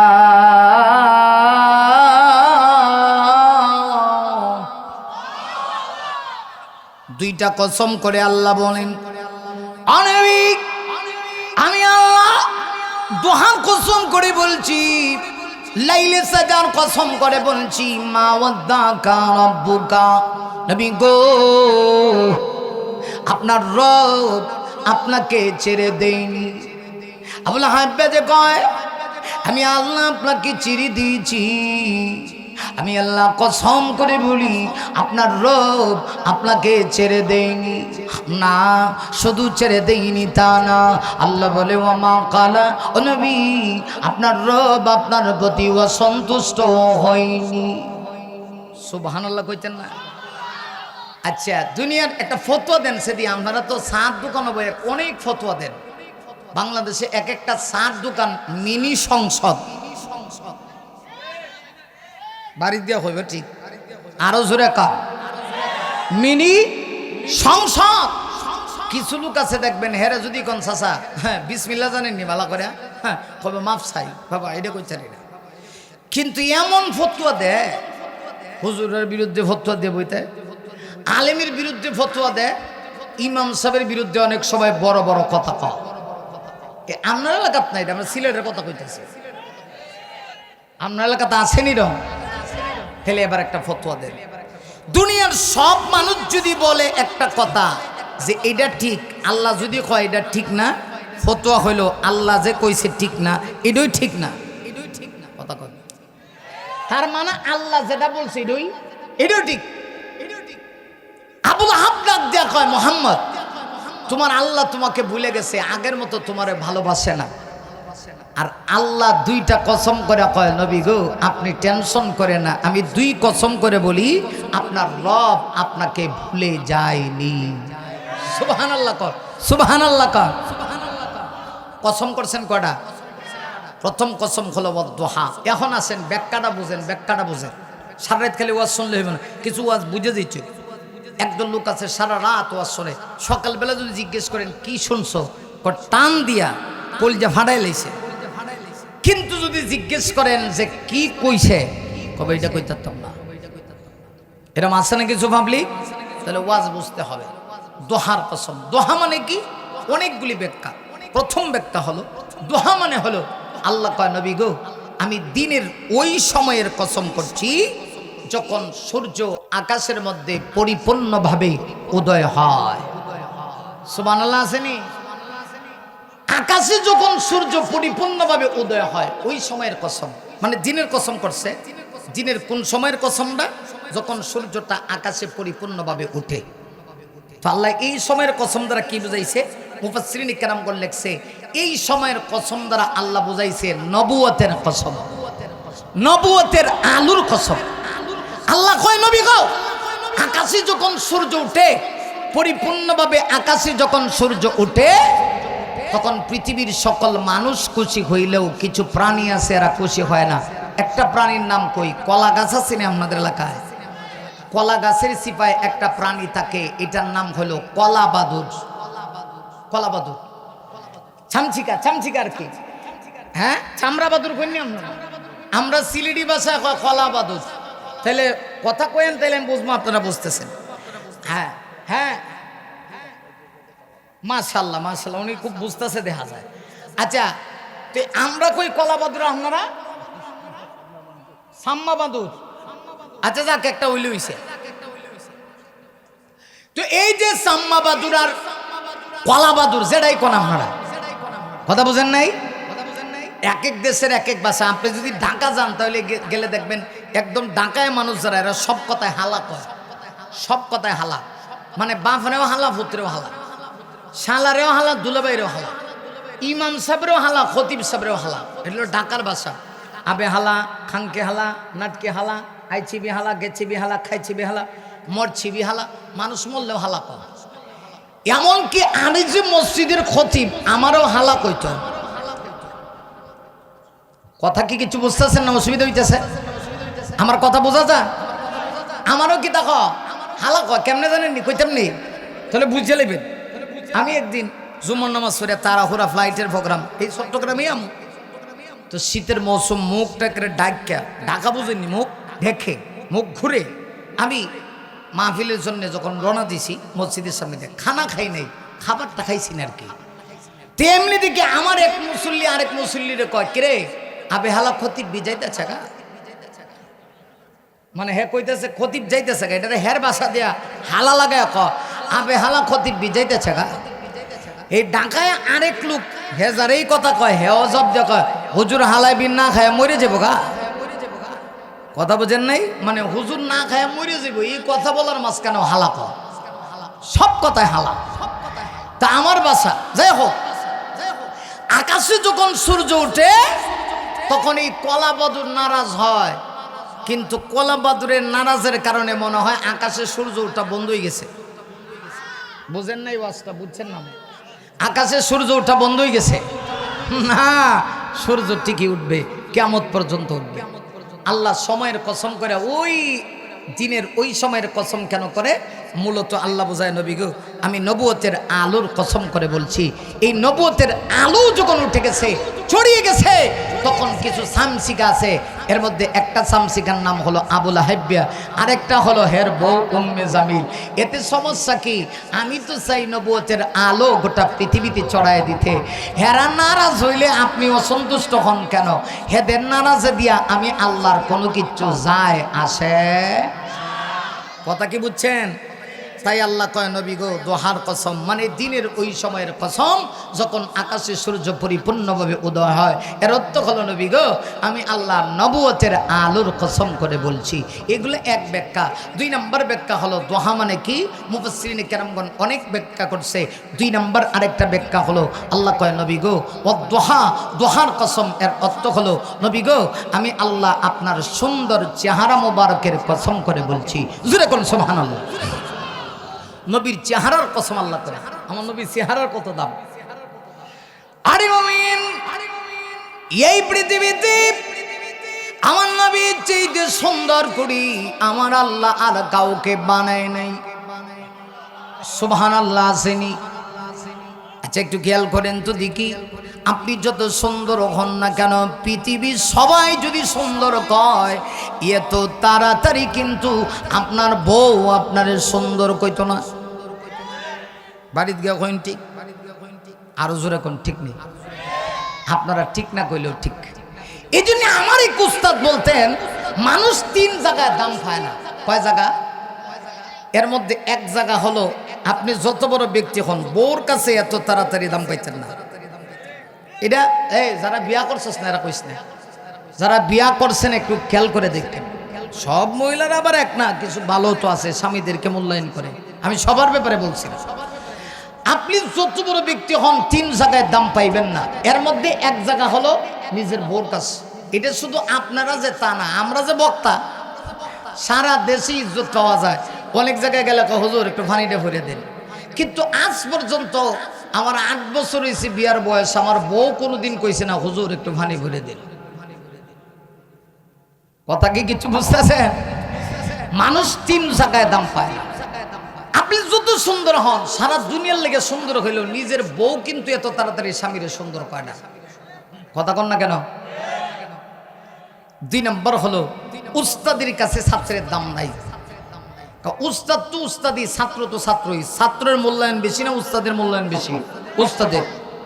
নাম্বার 3 হলো নিজের এলাকায় দাম নাই। এলাকা বুঝেননি আপনারা? আমরা কি কর এলাকা, ওই নিজের এলাকায় দাম নাই। যত বড় ব্যক্তি হন, এমপি মন্ত্রী মিনিস্টার ডাকিয়া খবর কে রে কুদ্দুসের বাপ, এমনা এলাকার লোকেরা আমি এইভাবে ডাকবো। এর কারণ হইল এই এলাকায় আপনার জন্ম। এত তাড়াতাড়ি মানুষ নিজের স্ত্রীর কাছে সম্মান পায় না, কিন্তু নিজে যত সুন্দর হোক বউ এত তাড়াতাড়ি সৌন্দর্যতার প্রশংসাও করে না। আর আমার নবীজির চেহারার প্রশংসা স্বয়ং আম্মাজান আয়েশা সিদ্দিকা নিজে করছেন। আমাদের নবীজির যতগুলি স্ত্রী ছিলেন এর ভিতরে সবচেয়ে বয়সে কে ছিল? আম্মাজান হযরতে আয়েশা সিদ্দিকা রাদিয়াল্লাহু আনহা। মুমিনী আমার মা আম্মাজান আয়েশা সিদ্দিকা বয়সের দিক থেকে ছোট হতে পারে, কিন্তু আম্মাজান বড় বুদ্ধিমতী ছিল, আম্মাজান বড় জ্ঞানী ছিল। বয়সে ছোট কিন্তু মেধা বড় প্রখর ছিল। আমার মা আম্মাজান আয়েশা সিদ্দিকা আমার নবীর নিজে স্ত্রী হইয়া স্বামীর চেহারার প্রশংসাটা কিভাবে করেছে একটু খেয়াল করে দেখেন। আল্লাহর নবীর স্ত্রী আমার মা আম্মাজান আয়েশা বলেছেন, লানা শামসুন ওয়ালিল আফাক শামসুন, লানা শামসুন ওয়ালিল আফাক শামসুন ওয়া শামসি أفضل من شمس السماء فإن الشمس تطلع بعد الفجر وشمسي তাতুলু বাদাল শাই। আমার মা আম্মাজান আয়েশা সিদ্দিকা বলেন, ওরে চাঁদের চেরাগ ঝোলে, বলেন আমার সঙ্গে, আকাশ হতে চাঁদ নেমেছে মায়ামিনার কোলে, আদার রাতে উঠল যেন চাঁদের চেরাগ ঝোলে, চাঁদের চেরাগ ঝোলে। গুলশানে আজ বুলবুলিরা গাইছে শিরিন কালাম, তমাম জাহান নবীর তোরে, তমাম জাহান নবীর তোরে, তমাম জাহান নবীর তোরে জানাইলা কো সালাম, জানাইলা কো সালাম। আকাশতে চাঁদ নেমেছে মায়ামিনার কোলে, আদার রাতে উঠল যেন চাঁদের চেরাগ ঝোলে, চাঁদের চেরাগ ঝোলে। সুবহানাল্লাহ। তাহলে আমার নবীর চেহারাটা কত সুন্দর। তাই আল্লাহ ক নবী গো, আরবের কাফেররা কয়, আবুল আহাব কয়, তার স্ত্রী বলে আমি নাকি আপনাকে ভুলে গেছি। আমি আল্লাহ দোহার কসম করছি। এর 2 নম্বর ব্যাখ্যা হলো, নবী গো আমি আল্লাহ আপনার চেহারা মোবারকের কসম করছি, এত সুন্দর চেহারা পৃথিবীর কোন নবীর চেহারার কসম আল্লাহ করে না, অথচ আমার নবীকে আল্লাহ এত শান দিছে, এত মান দিছে। নবীর চেহারার কসম আল্লাহ করে, শরীরের অঙ্গ প্রত্যঙ্গের কসম আল্লাহ করে। জুড়ে বলেন আল্লাহু আকবার। এটা হলো আমার নবীর শান। আল্লাহ কয়, নবী গো আপনি কষ্ট পায়েন না, আপনার চেহারা মোবারকের কসম করে বলছি। 2 নম্বর হলো ওয়াল লাইলি ইদা সাজা, নবী গো লাইলে সাজার কসম করছি। লাইলে সাজা মানে কি? এটারও 2 ব্যাখ্যা। এটার 2 ব্যাখ্যা করতাম না, একটা ব্যাখ্যা করি। নবী গো আমি রাত্রির ওই সময়ের কসম করে বলছি যখন রাত পরিপূর্ণভাবে অন্ধকারাচ্ছন্নতা লাভ করে। এর অর্থ হলো আল্লাহ দিনেরও কসম করে, রাতেরও কসম করে, দিন রাত 24 ঘন্টা সময়ের কসম করে। আল্লাহ কয়, নবী গো আরবের কাফেররা বলে আমি নাকি আপনাকে ভুলে গেছি। আর আমি আল্লাহ বলছি, মা ওয়াদ্দাকা রাব্বুকা ওয়া মা কালা, আপনার রব আপনাকে ছেড়ে দেয়নি, আপনার প্রতি অসন্তুষ্ট হয়নি। সুবহানাল্লাহ, জোরে কর। শুধু কি তাই, আল্লাহ 4 নম্বর আয়াতের নবীকে সান্ত্বনা দিয়া বলে ওয়ালাল আখিরাতু খায়রুল লাক। খুব খেয়াল করেন, আল্লাহ কোন নবী গো ইহকালের চাইতে পরকাল উত্তম। এটা 2টা ব্যাখ্যা। একটা ব্যাখ্যা হলো, নবী গো আমি আল্লাহ বলছি আপনাকে ইহকালে জানা দিছি, পরকালে তার চাইতে বেশি দিব। বুঝেন নাই ওয়াজটা? বুঝেন নাই আমার নবীকে আল্লাহ কত শান দিছে। আল্লাহ কয়, নবী গো ইহকালের চাইতে পরকাল উত্তম। ব্যাখ্যা কটা? 2টা। 1 নম্বর ব্যাখ্যা হলো, নবী গো আমি আল্লাহ আপনাকে ইহকালে যা দিছি এর চাইতে আখিরাতে বেশি দিব। সুবহানাল্লাহ, জোরে কর। আল্লাহ দুনিয়াতে আমার নবীর যে সম্মান না দিছে, আখিরাতে এর চাইতে বেশি দিব। আর আমার নবীর দুনিয়ার সম্মান কি? আমার নবীর দুনিয়ার সম্মান হলো আল্লাহর পরের মর্যাদা। আমার নবী হলেন নবীগণের সর্দার, সমস্ত নবীগণের মাতার মুকুট, সমস্ত নবীদের মাতার তাজ। সুবহানাল্লাহ, বাইত গিয়া কয়েন, এলা আমার নবীর মর্যাদা। আমার নবীর চাইতে দামি নবী আল্লাহ পৃথিবীতে কাউকে পাঠায় নাই, আর কিয়ামত পর্যন্ত আইবনি। কথা কন না কেন? কিয়ামত পর্যন্ত আসার কোনো সম্ভাবনা না রে মুমিন না। এজন্য আমার নবীজি হাদিসের ভিতরে বলেছেন, লাউ কানা বাদি নাবিয়ুন লাকানা উমর। খেয়াল করবেন, আমার নবী বলেছে আমার পরে যদি এই পৃথিবীতে আল্লাহ কাউকে নবী বানাইতো, হযরত ওমরকে আল্লাহ নবী বানাইতো। এতে বোঝা গেল আমার নবীর পরে নবী হওয়ার মতো কোনো সিস্টেম নাই। যদি থাকতো ওমর হইতো নবী, ঠিক কিনা? এই লড়াচড়া করেন কাই, মাঝে মধ্যে 1-2টা শয়তান উঠে, এটি শয়তান। আমি শেষ করে দিব। কটা বাজে দেখো তো? হ্যাঁ, অসুবিধা হইতেছে মনে হয় না শেষ করে দিবার জন্য? কটা বাজতেছে? কটা? 11:39। ইন্না লিল্লাহি ওয়া ইন্না ইলাইহি রাজিউন। 11:39 বাজে। আপনারা যেভাবে বুঝছেন বোঝা যায় আমি তো ভাবতেছি মনে হয় আধা ঘন্টা ওয়াজ করছি। এ তো অন্তত 1.5 ঘন্টা হয়ে গেছে না? একটু মানে 1 ঘন্টা 20 মিনিটের উপরে হয়েছে। আর কি 20 মিনিট ওয়াজ হইলে কষ্ট হবে? কষ্ট পাবেন? মারহাবা কর। এই এতগুলি মানুষের আওয়াজ এমন হয় কেন? হযরত ওমরের মতো আওয়াজে জোরে সোরে আওয়াজ করে বলেন মারহাবা। হ্যাঁ, ওমরের ব্যাপারে আমার রাসূল বলছে, আমার পরে যদি কোনো নবী আল্লাহ বানাইতো, কারে বানাইতো? ওমর। ওমর ওমর। তাইলে বোঝা গেল নবী হওয়ার কোনো সিস্টেম বানাইলে কারে বানাইতো? ওমর রে। ওমর যার নাম মনে হলে ভরে যাইব, খোলাফাই রাশিদার ওমর ফারুক।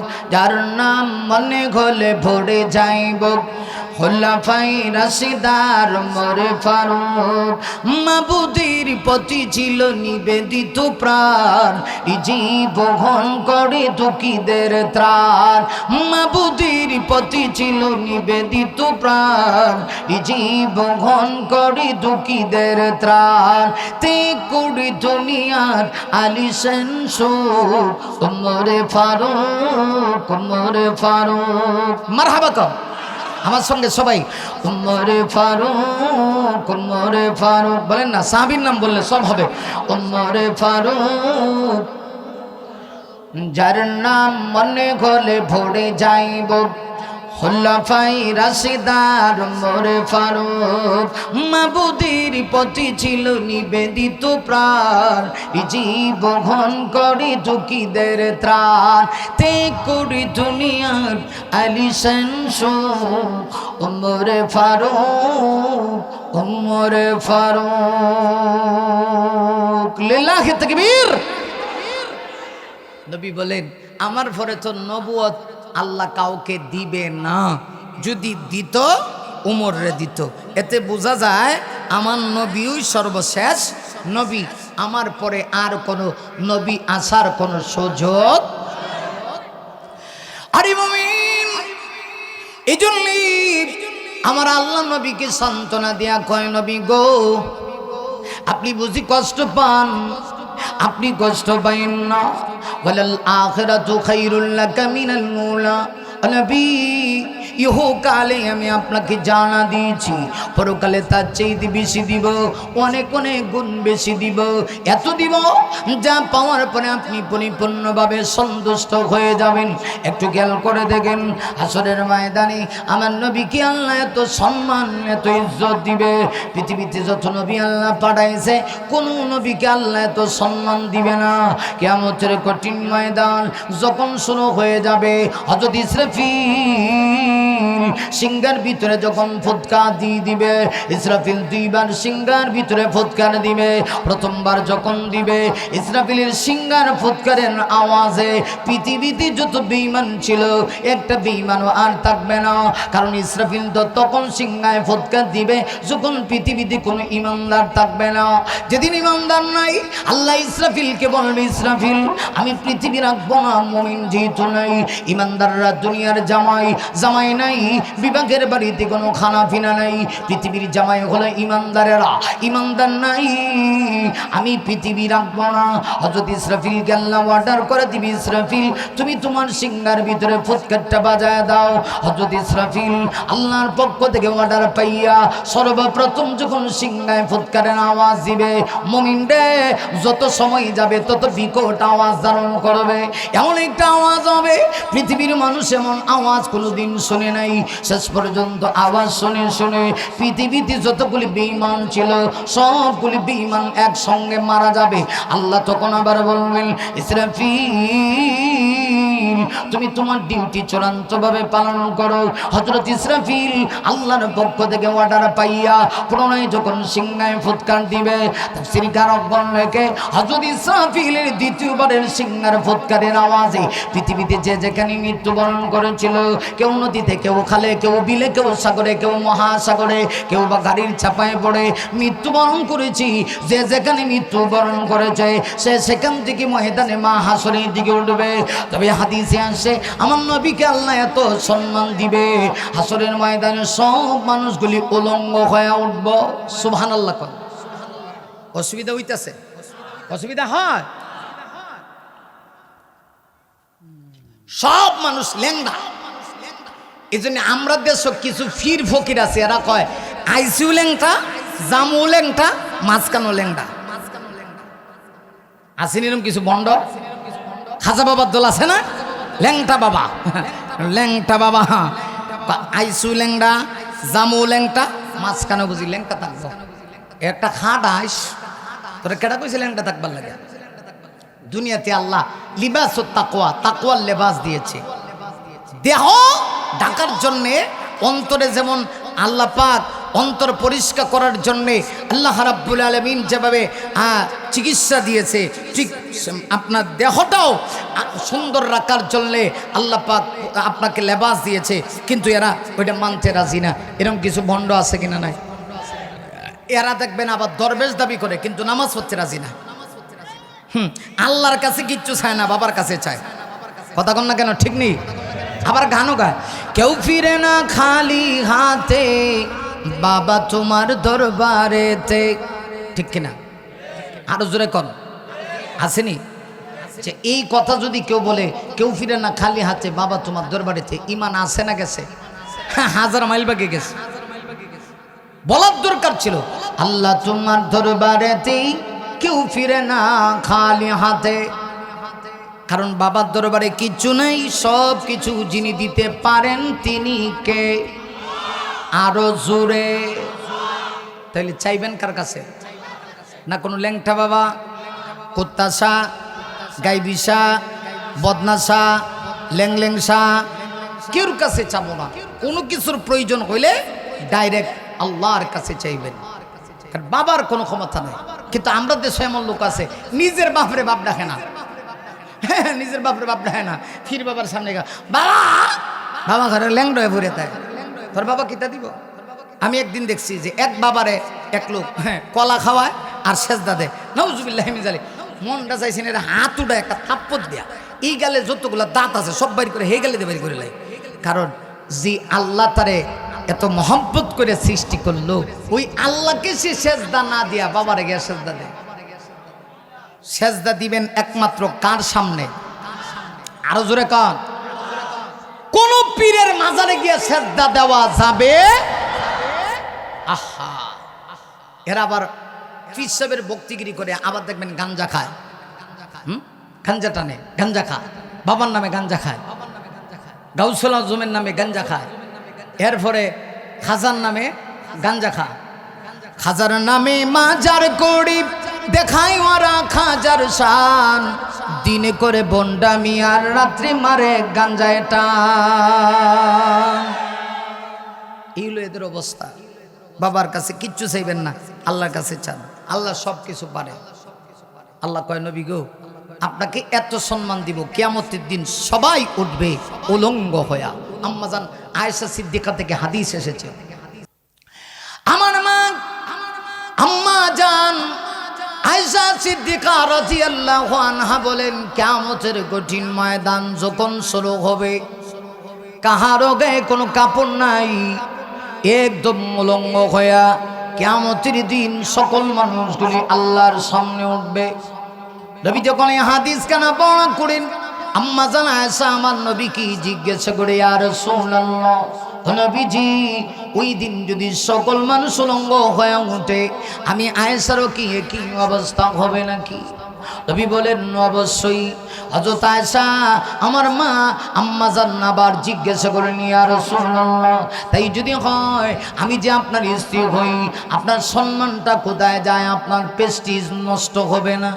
নবী তো লাগ দিয়ে বলে, আয়েশা রে শোনো, কিয়ামতের কঠিন ময়দানে এমন হবে কেউ কাহারো দিকে তাকাবে না, প্রত্যেকেই নিজেকে নিয়ে ব্যস্ত হয়ে পড়বে, নবীরা পর্যন্ত উম্মত থেকে বাঁধতে শুরু করবে।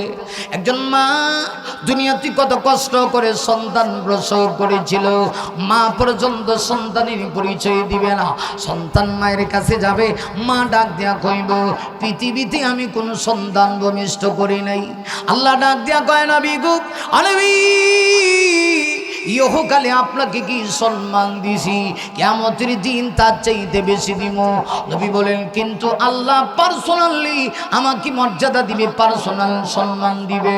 আমি বিশ্ব নবীকে সেদিন আমার আল্লাহ রওজা মোবারক থেকে জান্নাতি দুইটা রেশমি কাপড় পরাইয়া সসম্মানে সর্বপ্রথম আমি নবীকে সেদিন ওঠানো হবে।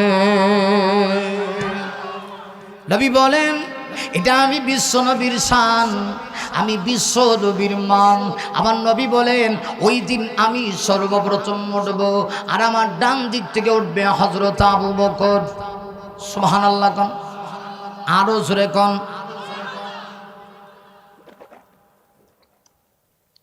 আমার নবী বলেন, আমি উঠব কিয়ামতের দিন সর্বপ্রথম, আর আমার ডান দিকে উঠবি আমার সাহাবী হযরত আবু বকর। কারণ আবু বকর সিদ্দিক আমার নবীজির দুনিয়ার সাথী ছিল, রওজা মুবারকের সাথী। শুধু রওজার সাথী তা না, নবী বলেন কিয়ামতের দিনও আবু বকর আমার সাথী হবে। একটু খেয়াল করেন, আমার নবী আর আবু বকর বয়সে কাছাকাছি ছিলেন, কাছাকাছি বয়স আছে না? আমার নবীর বয়স 63, আবু বকর সিদ্দিকের যখন বয়স ছিল 61 বছর। নবী যখন ইন্তেকাল করে আবু বকর সিদ্দিকের বয়স তখন 61। নবী যখন ওফাত হয়, ওফাতুন নবী সাল্লাল্লাহু আলাইহি ওয়াসাল্লাম, আমার নবী যখন ইন্তেকাল করে আমার নবীর বয়স ছিল 63 বছর। আবু বকর সিদ্দিক তখন বয়সে ছিল 61 বছর, মাত্র 2 বছরের ব্যবধান। আমার নবী দুনিয়া থেকে বিদায় নিয়ে গেলেন। 2টা বছর মুসলমানদের 4 জন খলিফা ছিলেন 4 জন। খোলাফায়ে রাশিদিনদের ভিতর থেকে সর্বপ্রথম মুসলমানদের খলিফা নির্বাচিত হয়েছিলেন হযরত আবু বকর। আমার নবী ইন্তেকাল হওয়ার পরে আবু বকর হয়েছিলেন মুসলমানদের খলিফা। 2টা বছর আবু বকর রাষ্ট্র পরিচালনা করছে আমার নবীর অনুপস্থিতিতে।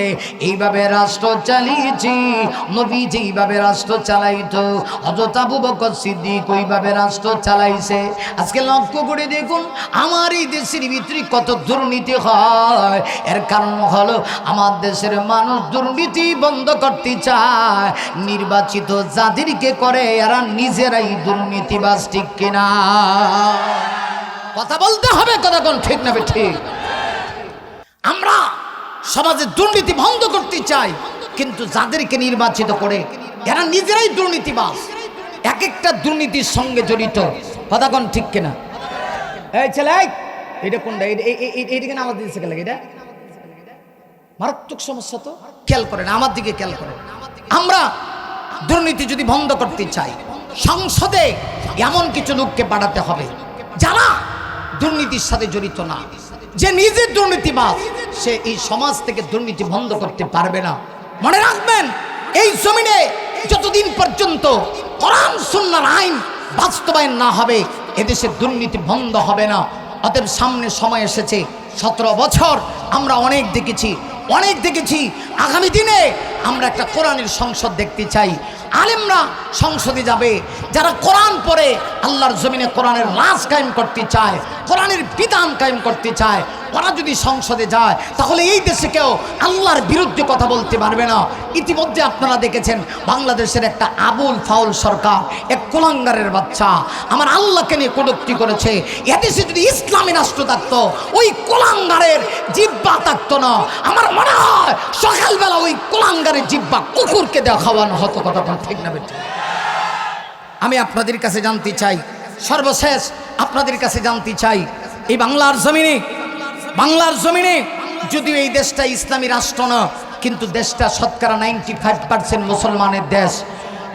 এই কথা বলো আওয়াজ করে জোরে, একটা জবানা বন্ধ থাকবে না, জোরে সোরে আওয়াজ করে বলো। কথা কোন ঠিক না ঠিক? এখন আপনাদের কাছ থেকে আমি ওয়াদা নিতে চাই, এই পৃথিবীতে মুসলিম হিসাবে আমি সবচেয়ে বেশি মহব্বত করি আমার আল্লাহকে। খোদার কসম করে বলি, এ দেশের রক্ত দেশের কোনো নেতা নেত্রী দেয় নাই। এ দেহে রক্ত দিয়েছেন আমার আল্লাহ, আমাকে কথা বলার শক্তি দিয়েছেন আমার আল্লাহ, আমাকে জবান শক্তি আমার আল্লাহ দিয়েছে, আমাকে হাঁটার মতো শক্তি আল্লাহ দিয়েছে, আমাকে কিডনি দিয়েছে আমার আল্লাহ। অতএব সে আল্লাহর বিরুদ্ধে যদি কেউ কিচ্ছু বলে, ওকে যদি সাহায্য করার জন্য আল্লাহর বিরুদ্ধাচরণকারীকে যদি চূড়ান্তভাবে শাস্তি প্রয়োগ করার জন্য যদি জীবন দিতে হয়, কারা কারা প্রস্তুত আছো? দুইটা হাত টান টান করে আল্লাহকে দেখায়।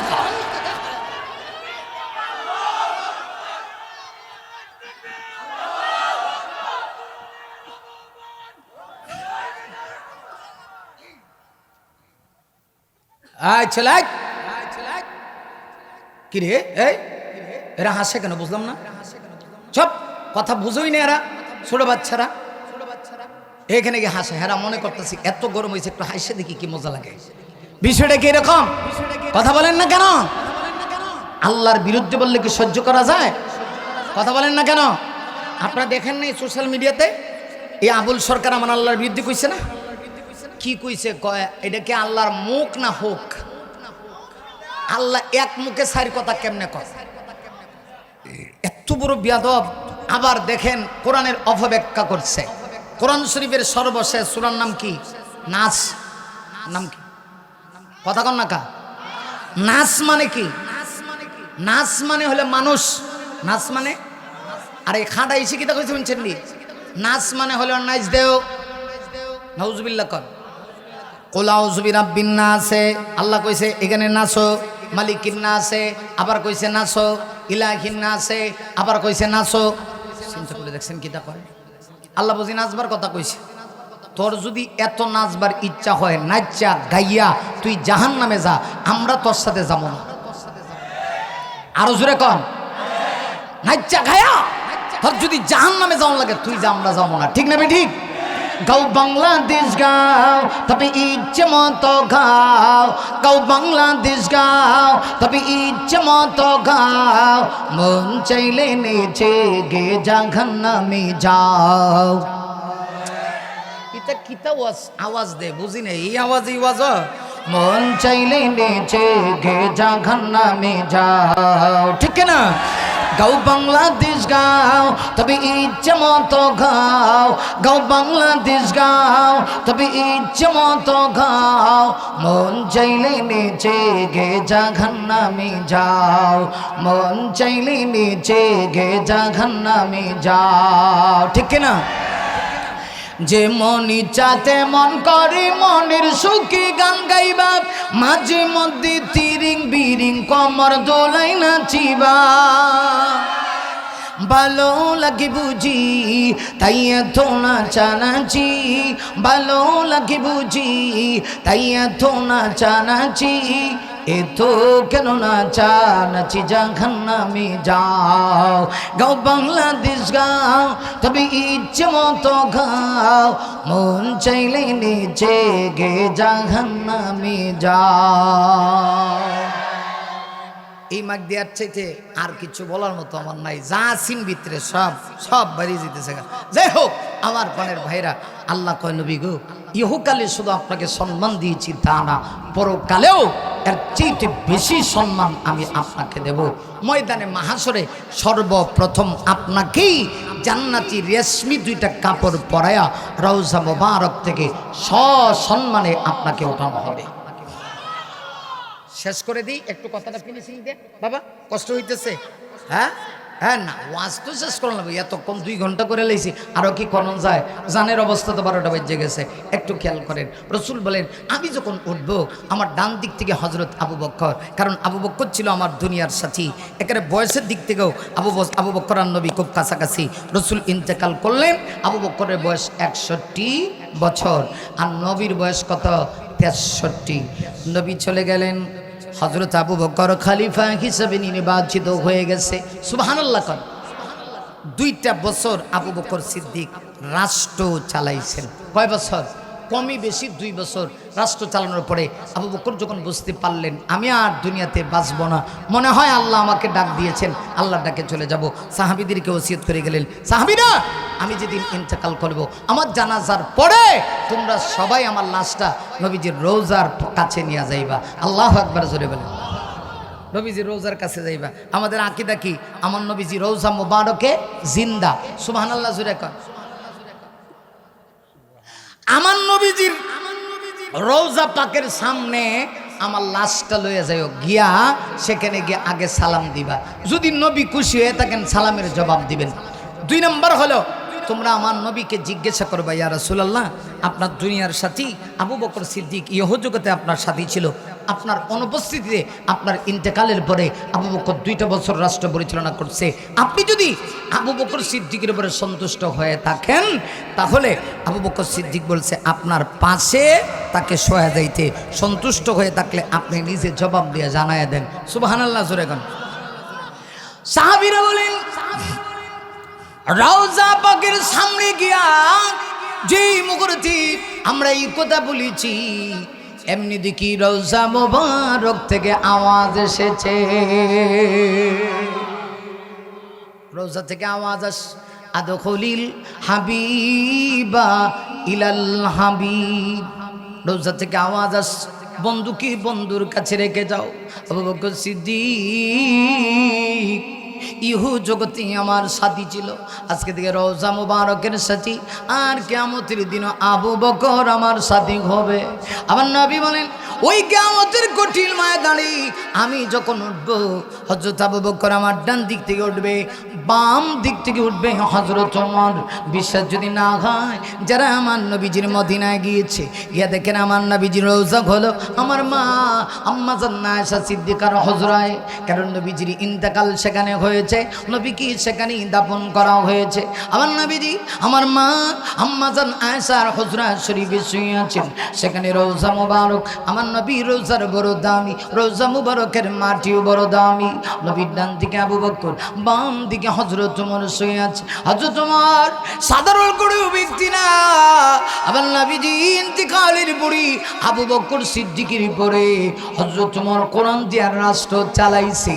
এমন ভাবে কোরআন দিয়া রাষ্ট্র চালাইছে, হযরত ওমরের যুগে একটা কুকুর পর্যন্ত না খেয়ে মারা যায় নাই। এমন রাষ্ট্রনায়ক কেমন পর্যন্ত আর আসবে কিনা সন্দেহ আছে।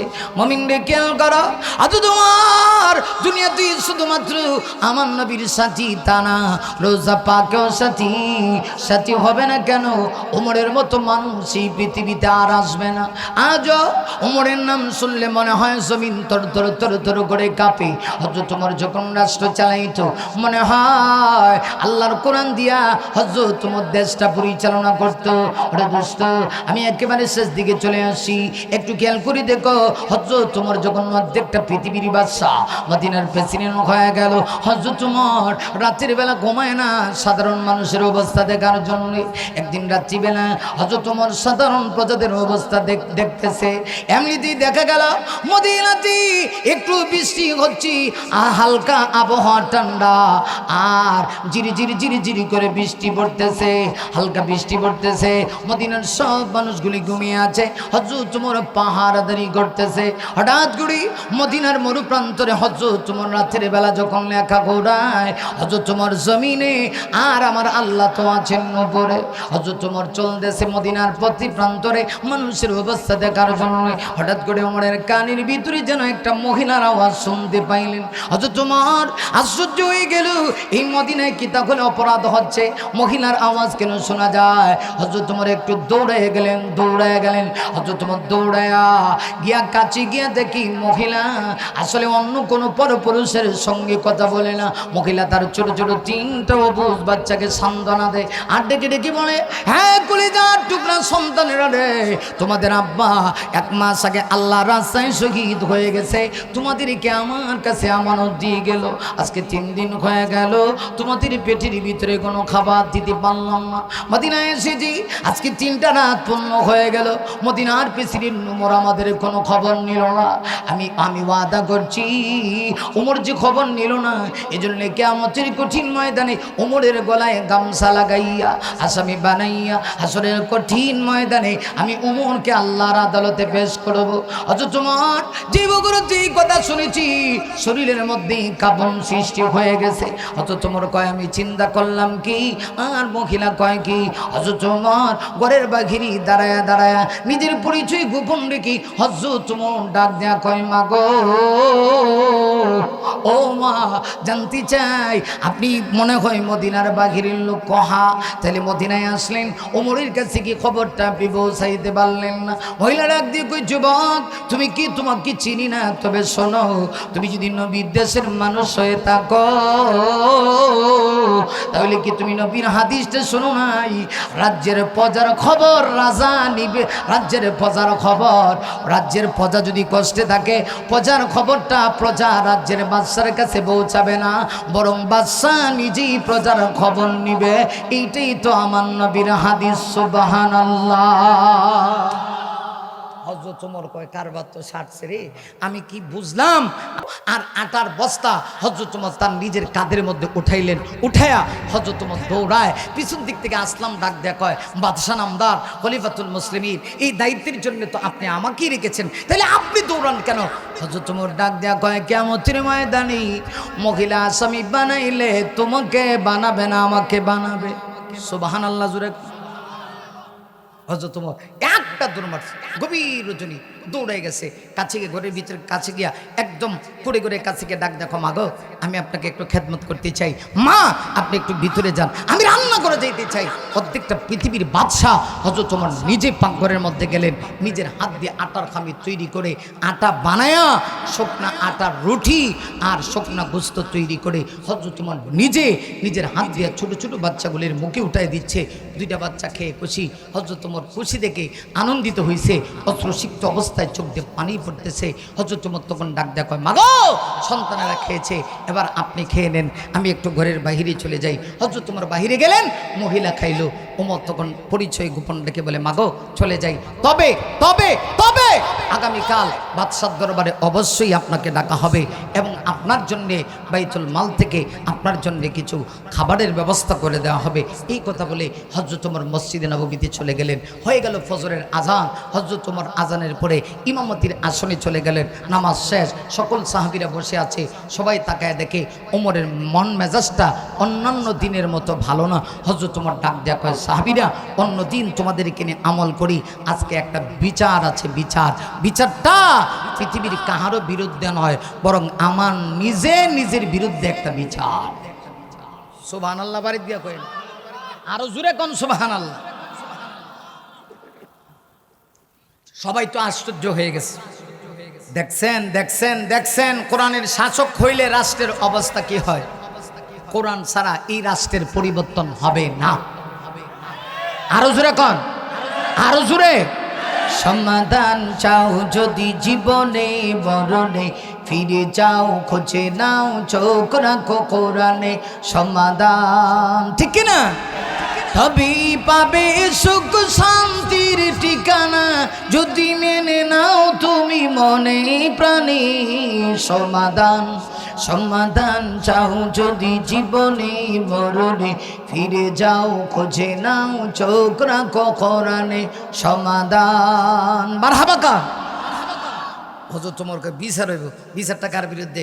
বাদশাহ নামদার বলে আজকে আমার নিজের বিরুদ্ধে বিচার। সবাই তো আশ্চর্য, পুলিশ বাহিনী বাড়াই দিছে, যাও ওই মহিলা গিয়ে দেখবা করে করে 3 সন্তান, শহীদের 3 সন্তান নিয়ে ঘরে বসে আছে, নিয়ে আসবা। মহিলা এবং সন্তানকে বলবা ওমর ডেকেছে।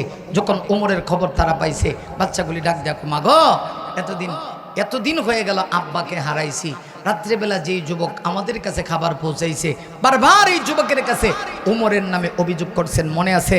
মনে হয় সেই ওমর খবর পেয়ে গেছে, আজকে আমরা আপনাকেও হারাবো। মহিলা তখন ডাক দেখো, শোনো, সত্যি যদি ওমর আজকে বিচার করে, বিচার আমার বিরুদ্ধে যাবে না, বিচার হবে ইনসাফের বিচার। কারণ ওমর হুবহু আল্লাহর নবীকে ফলো করে এই সমাজ চালাচ্ছে, আল্লাহর কোরআন দিয়ে সমাজ চালাচ্ছে। সুবহানাল্লাহ জোরে। শেষ কথা হলো, ওই আমার ভাইরা মহিলা উপস্থিত হইল, এসে দেখে ওই রাতের বেলা চুপি চুপি যাকে দেখেছিল ওই যুবকটাই তো দেখা যায় খলিফার মসজিদে বসা। মহিলা এসে 2টা হাত জোর করে ডাক দেয়া কয়, বাদশাহ নামদার, বাদশাহ নামদার, বাদশাহ নামদার, ও খলিফাতুল মুসলিমিন, রাতের বেলা তো আপনিই খাবার পৌঁছাইছেন, আমরা আপনার বিরুদ্ধে কথা বলেছি। হযরত ওমর তখন চোখের পানি ছেড়ে দেয়া কয়, মাগো বিরুদ্ধে বলেছেন বলে আমি কষ্ট পাই নাই, আমি তো এই কথা শুনে এখনো পর্যন্ত চোখে ঘুম আসে না। আপনি যে বলেছেন কিয়ামতের দিন আমার গলায় গামছা লাগায়া ময়দানে মাহশরে আল্লাহর সামনে আসামির কাক গড়ায় আমাকে উপস্থাপন করবেন, আমার তো ভয় হচ্ছে, না জানি আমি আসামি হয়ে যাই কিনা, এই জন্য বিচারটা দুনিয়াতেই হয়ে যাক। হযরত ওমর ডাক দেয়া কয়, মাগো ও মা, বিচারটাকে একটু দুনিয়াতে করবেন। এমনিতে মহিলা 2টা হাত বাড়ায় দেয়া কয়, খলিফাতুল মুসলিমিন, বিচার করা লাগবে না, আপনি তো কোনো অন্যায় করেন নাই। যে বাদশা রাতের বেলা ঘুমায় না সাধারণ প্রজাদের অবস্থা দেখার জন্যে, এমন বাদশাই তো পৃথিবী চালানোর অধিকার রাখে। সুবহানাল্লাহ। ভাইরা আমার, হযরত ওমর ডাক দিয়ে কই, মা আমি যে অপরাধী হয়ে গেছি, আজকের পর থেকে আমি আর আমার ক্ষমতায় থাকবো না। আমার পদাধিকার বলে যে ক্ষমতা আমাকে দেওয়া হয়েছিল, সবাই মিলে আমাকে যেটা দিয়েছিল এই দায়িত্ব থেকে আমি অব্যাহতি নিলাম না মা, আজকের পর থেকে খলিফার মসনদে আর বসবো না। এমনিতে একটা যুবক দাঁড়ায় গেছে, দীপ্তকণ্ঠী যুবক দাঁড়ায় একটা তরবারি তলে থেকে বের করা ডাক দেয়া কয়, বাদশা ও খলিফাতুল মুসলিমিন, আপনি টেনশন করবেন না, যতদিন পর্যন্ত আপনি আল্লাহর কোরআন দিয়া রাজ কায়েম করবেন, কোরআন দিয়া রাজ্য চালাইবেন, ততদিন আমরা আপনার পক্ষে থাকবো। যেদিন আমরা দেখব কোরআন ছাড়া নিজের মন গড়া সমাজ ব্যবস্থা আপনি চালাচ্ছেন, সেই দিন এই তরবারি দিয়েই তো আপনার সঙ্গে চূড়ান্ত ব্যবস্থাও হবে। অথচ তোমার কয় তাইলে বুঝতে পেরেছি, তোমরা সাক্ষী দিচ্ছ আমি এখনো আল্লাহর কোরআনের আইন দিয়া রাষ্ট্র চালাই, তাই বুঝি। অথচ তোমার কয় তাইলে আপাতত আমি আমার স্থানে আছি, দায়িত্বে আছি, যেই দিন আমি দায়িত্ব থেকে অব্যাহতি নেওয়া দরকার আমি নিব, ওই দিন দেখবো তোমরা আমার পক্ষে থাকো না বিপক্ষে থাকো। বিপক্ষে যদি চলে যাও তবে আমি চূড়ান্ত পর্যায়ের খুশি হব। এইটাই হলো আল্লাহর কোরআনের কথা। অমমিনে একটু খেয়াল করো। এই জন্য আমার নবী বলেন কিয়ামতের কঠিন ময়দানে আমি যখন আল্লাহর আদালতে দাঁড়াবো, হযরত আবু বকর ডান দিক থেকে উঠবে আর বাম দিক থেকে উঠবে আমার সাহাবী হযরত ওমর। শুধু তাই না, নবী বলেন হাদিস এসেছে আমি একটা উটের উপরে সওয়ারি হয়ে থাকবো, ওই উটের লাগামটা থাকবে আমার কালো সাহাবী হযরত বেলালের হাতে। আল্লাহ তাই ডাক দিয়ে কই নবী গো, শেষ কথা আল্লাহ ডাক দিয়া কয় নবী গো, আবু লাহাব কয় আমি নাকি আপনাকে ভুলে গিয়েছি? না, আপনাকে ভুলে যাই নাই। আল্লাহ সূরা দুহার 4 নম্বর আয়াতে কয় ওয়ালাল আখিরাতু খায়রুল লাকা মিনাল উলা।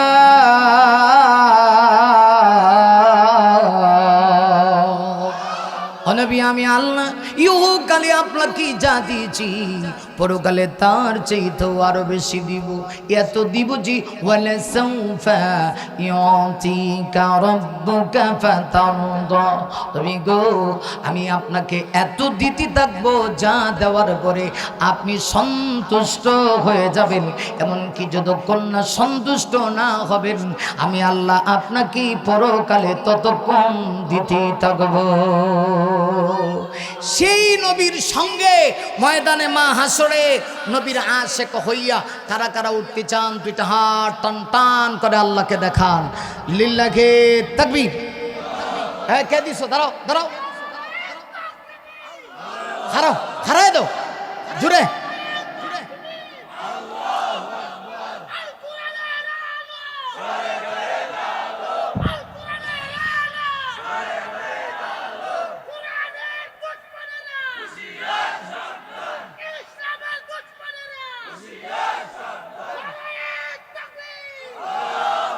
মারহাবা, এটা বাফের বেটা, মারহাবা কর, আর জোরে কর মারহাবা।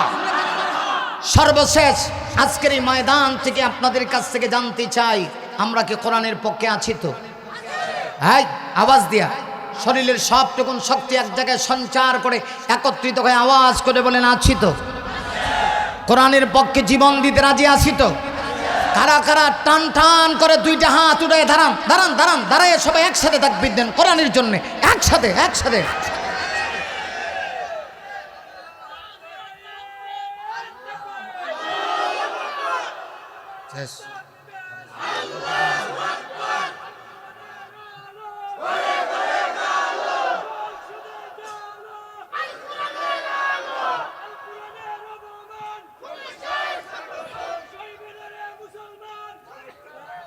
মাশাআল্লাহ, বসেন।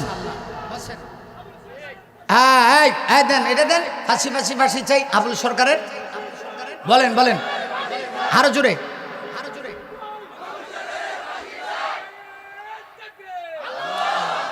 তাহলে আমার সাথে কোন আমার জাল মিটছে না, কলজা মিটছে না। ফাঁসি ফাঁসি ফাঁসি চাই, মুসলমানের মতো আওয়াজ দিয়ে ফাঁসি ফাঁসি ফাঁসি চাই, কলঙ্গারের ফাঁসি চাই, বিখোদাদ্রোহীর ফাঁসি চাই। মাশাআল্লাহ, আল্লাহ কবুল করুক। আরো জোরে বলি আমিন। এই বছর গত বছরের চেয়ে দ্বিগুণ লোক হয়েছে, মারহাবা কার। অনেক লোক বেশি হয়েছে, আয়োজনটাও বড় ছিল, মারহাবা কার। আরো জোরে কান মারহাবা। মাইক গলার উপরে কেউ রাগ করেন না, মাইক বাহিরে বেলা ভিতরে খারাপ। আমি কিন্তু কইছি না যে মাইক খারাপ, কিন্তু এর সব মাল মেডিসিন বাইরে দিছে। আশা করি যদি জীবনে কোনো সময় আমি আই, আপনারা আমার 2 বছর নিয়ে আরও যদি 5-6 বছর পরেও আই, অন্তত হে আইলে বুঝবো যে এই বক্তা কারে কয়। কথা কোন ঠিক কিনা? সব সময় মনে রাখতে হবে বক্তার বাহির নয় ভিতর, বক্তার বাহির নয় ভিতর। অনেক কষ্ট করে বয়ান ওটাইতে হইছে। আলহামদুলিল্লাহ শেষ পর্যায়ে কথাগুলো বইলা মজা পাইছি। আপনারাও পিন পতন নীরবতা পালন করে কথাগুলি শুনেছেন। আল্লাহ কবুল করুক, সকলে বলে আমিন। বিশেষ করে আপনারা দোয়া করবেন বাংলাদেশের সাবেক প্রধানমন্ত্রী, 3বারের প্রধানমন্ত্রী, দেশনেত্রী বেগম খালেদা জিয়া। আমি ওনার জন্যে একটু দোয়া করছি, খাস করে এই জন্যে, কারণ উনি কখনো কোনো কথা বলেন নেই। কথা কোন ঠিক কিনা? কোরআনের বিপক্ষে তিনি কখনো কোনো মন্তব্য করে নাই, যদিও এই দলেরই কিছু লোকেরা আবুল সরকারের পক্ষে গিয়েছে। আশা করি এটার জবাব যত টাইমে তারা পাবে। কথা কোন ঠিক না বে ঠিক? তবে দেশনেত্রী বেগম খালেদা জিয়ার জন্য দোয়া করেন। তিনি মাজলুম, নির্যাতিত, নিঃসন্দেহে 17টা বছর তাকে কি পরিমাণ নির্যাতন দেওয়া হয়েছে। আপনারা তার জন্য একটু খাস করে আজকের মোনাজাতে দোয়া করবেন।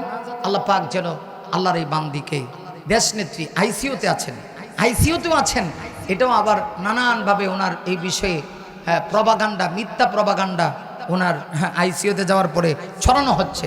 ওনার দলের এই দেখেন কেমন নেতা, নরসিংদীর এক নেতা দেখলাম, আহারে দুঃখ লাগে, সে নাকি সংবাদ প্রচার করে, এই কথা পর্যন্ত বলে ফেলছে। এই নেতা, নরসিংদীর এই নেতা এই কথা কইছে যে আমার নেত্রী যদি মারা যায় সর্বকালের সর্বশ্রেষ্ঠ জানাজা হবে, এর চাইতে বেশি মানুষ আর কোনো জানাজা হবে না। এর কথায় বোঝা যায় যে উনি মারা যাওয়ার আগেই এরা নেত্রী মারি লইতে চায়। এটা কেমন নেতা চিন্তা করে দেখেন। এই সমস্ত নেতা যদি থাকে তাইলে দল নষ্ট করার জন্য এরকম 2-4টা নেতাই যথেষ্ট। কথা কোন ঠিক কিনা? আরেকটা আছে ফাগলা ফজু। কথা কোন না কা? ফজু পাগলার নাম শুনছেন? ফজু পাগলা এরাও নমিনেশন দিছে। আরে আল্লাহ বোঝার তৌফিক দেখ, আল্লাহ বোঝার তৌফিক দেখ। আপনারাও যদি বুঝতে না পারেন, অতীত থেকে যদি শিক্ষা নিতে না পারেন, তাহলে কিন্তু অবস্থা খারাপ হবে।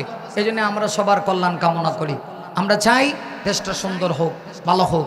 সবাই সবার জন্য দোয়া করবেন, সামনে যেন সুন্দর পরিবেশ হয়, ভালোভাবে যেন একটা রাষ্ট্র চলে, এই দেশে যেন আমরা শান্তি ফিরে পাই। আল্লাহ এমন একটা দেশ, এমন একটা রাষ্ট্র আমাদেরকে দেখ, হযরত ওমর যেভাবে রাষ্ট্র চালাইছে এইভাবে যেন এই দেশটা চলে। আল্লাহ সেই তৌফিক দান করো। সকলে বলে আমিন। একটা লোক উঠবেন না, একটা লোক উঠবেন না। পরিশেষে আপনাদের কাছে ওয়াদা নিতে চাই, এই চরপাড়া ইসলামী যুব সংস্থার এই মাহফিলটা কিয়ামত পর্যন্ত থাকবে, এটা সবাই চান? হ্যাঁ, তাহলে প্রতি বছর এখানে কোরআনের মাহফিল হবে, সবাই চান? সবাই সহযোগিতা করতে রাজি আছেন তো? ইনশাআল্লাহ। আল্লাহ কবুল করুক। এটা একটা কমিটি আছে না, কমিটির সভাপতি কে? কই আছে এখানে সভাপতি কে? ও উনি, মাশাআল্লাহ, আমার সাথে দেখা করছে। ওনার নাম কি? জাহাঙ্গীর আলম। মাশাআল্লাহ, আমাদের জাহাঙ্গীর ভাই এই চরপাড়া ইসলামী যুব সংস্থার সভাপতি। সেক্রেটারি কে? নাই? আচ্ছা ঠিক আছে, উনি হয়তো বা অনুপস্থিত। যাই হোক, আমি আসলে সেক্রেটারি, উনি সেক্রেটারি। মাশাআল্লাহ, সভাপতি প্রবাসে আছে, উনি সেক্রেটারি। আপনার আসল উদ্দেশ্য হলো ওনাদেরকে দেখানোর উদ্দেশ্য এটাই, আপনারা যেন ওনাদের জন্য কি করেন, দোয়া করেন। পারবেন তো ইনশাআল্লাহ? বিশেষ করে যিনি উপস্থাপক ছিলেন আমার এই ভাই হযরত মাওলানা আনাস মুস্তাক সাহেব, সিনিয়র শিক্ষক, তালিমুল কোরআন মাদ্রাসা, অত্যন্ত ভালো মানুষ। বিশ্বাস করেন, আমি এখানে কোরআনের মঞ্চে আল্লাহকে সাক্ষী রেখে বলছি, আমি আজকে শুধু ওনার কারণে আসছি। কারণ আমার শুধু একটা প্রোগ্রাম নিয়ে গতকালকে প্রোগ্রাম করছি টাঙ্গাইল, অন্তত আপনাদের এই প্রোগ্রামের ওই প্রোগ্রামের দূরত্ব 550 থেকে 600 কিলোমিটার। কালকে রাত্রে রওনা দিছি।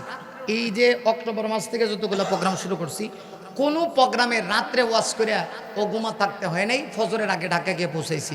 কিন্তু শুধু একটা প্রোগ্রামের জন্যে কালকে সারা রাত গাড়িতে ছিলাম। এসে এই রাস্তায় ঘুমাইছি, তাও এক মসজিদে এসে। হোটেল তো আর সবসময় পাওয়া যায় না, নিয়ম কারণ আছে। রাস্তায় ঘুমাইয়া মসজিদে পাম্পে অনেক কষ্ট করে আপনাদের এখানে এসেছি। আগামীকালকেও আমার চট্টগ্রামে কোনো মাহফিল নাই, কক্সবাজারেও কোনো প্রোগ্রাম নেই, শুধু সিরিফ একটা প্রোগ্রাম। ফ্লাইটে আসলে আমার জন্য অনেক আরাম হইতো। খরচ তো ডাবল হয়েছেই, কষ্টও ডাবল হয়েছে। এত দূর আবার আজকে এখান থেকে আগামীকালকে আখাউড়া, বাংলাদেশের আরেক মানে বর্ডারের পাশে ব্রাহ্মণবাড়িয়া জেলার আখাউড়াতে আগামীকালকে প্রোগ্রাম। তো যেহেতু উনি দাওয়াত করছে, ওনার মহাব্বতে আমি চলে আসছি। আপনাদের কথা স্মরণ থাকবে, ভালো থাকবেন, আমার জন্য দোয়া করবেন। 2 বছর আমি এসেছি, আগামী বছর না হয় আমাকে না এনে আরও কোনো ভালো একজন মুফাসসিরকে নিয়ে এসে আপনারা এই তাফসিরটা করাবেন। আবারও ইনশাআল্লাহ ভবিষ্যতে যদি হায়াতে বাকি থাকি, কখনো যদি আপনারা স্মরণ করেন, আবারও আসার চেষ্টা করব। এই মাহফিল কমিটির জন্য দোয়া করবেন, এলাকাবাসীর জন্য দোয়া করবেন। মাহফিলটা যেভাবে দিন দিন তরক্কি হচ্ছে, বড় হচ্ছে, এটা যেন আরও বড় হয়, এই এলাকার মধ্যে যেন এটা একটা মডেল হয়। পারবেন তো ইনশাআল্লাহ? সবাই এটাকে ধরে রাখার চেষ্টা করবেন। আল্লাহ পাক কবুল করুন, সকলে বলে আমিন। মোনাজাত হবে নামাজের সুরতে প্রত্যেকে বসে, জীবনের শেষ মোনাজাত মনে করে আপনারা মোনাজাতে অংশগ্রহণ করবেন। আলহামদুলিল্লাহ, গত 2 বছর আগে একজন সদস্য মাহফিলের দিন মারা গেছে। মাহফিলের দিন মারা গেছে। আপনারা নাম কি? রাফাতুল ইসলাম, আরাফাতুল ইসলাম, এই ভাই মারা গেছে। এটা সদস্য, ওনার জন্য দোয়া করা আপনাদের ইমানি দায়িত্ব। হ্যাঁ, এই চরপাড়া ইসলামী যুব সংস্থার অনেক সদস্যরা প্রবাসে আছে। প্রিয় ভাই, আপনারা তাদের জন্য দিল খুলে প্রাণ ভরে দোয়া করবেন, আমি দোয়া করব। আচ্ছা, এই রানিং চেয়ারম্যান না, বর্তমান চেয়ারম্যান নাম কি? জসিমউদ্দিন শিকদার, উনি রানিং চেয়ারম্যান। ওনার পরিবার মানে ওয়াইফ অসুস্থ নাকি?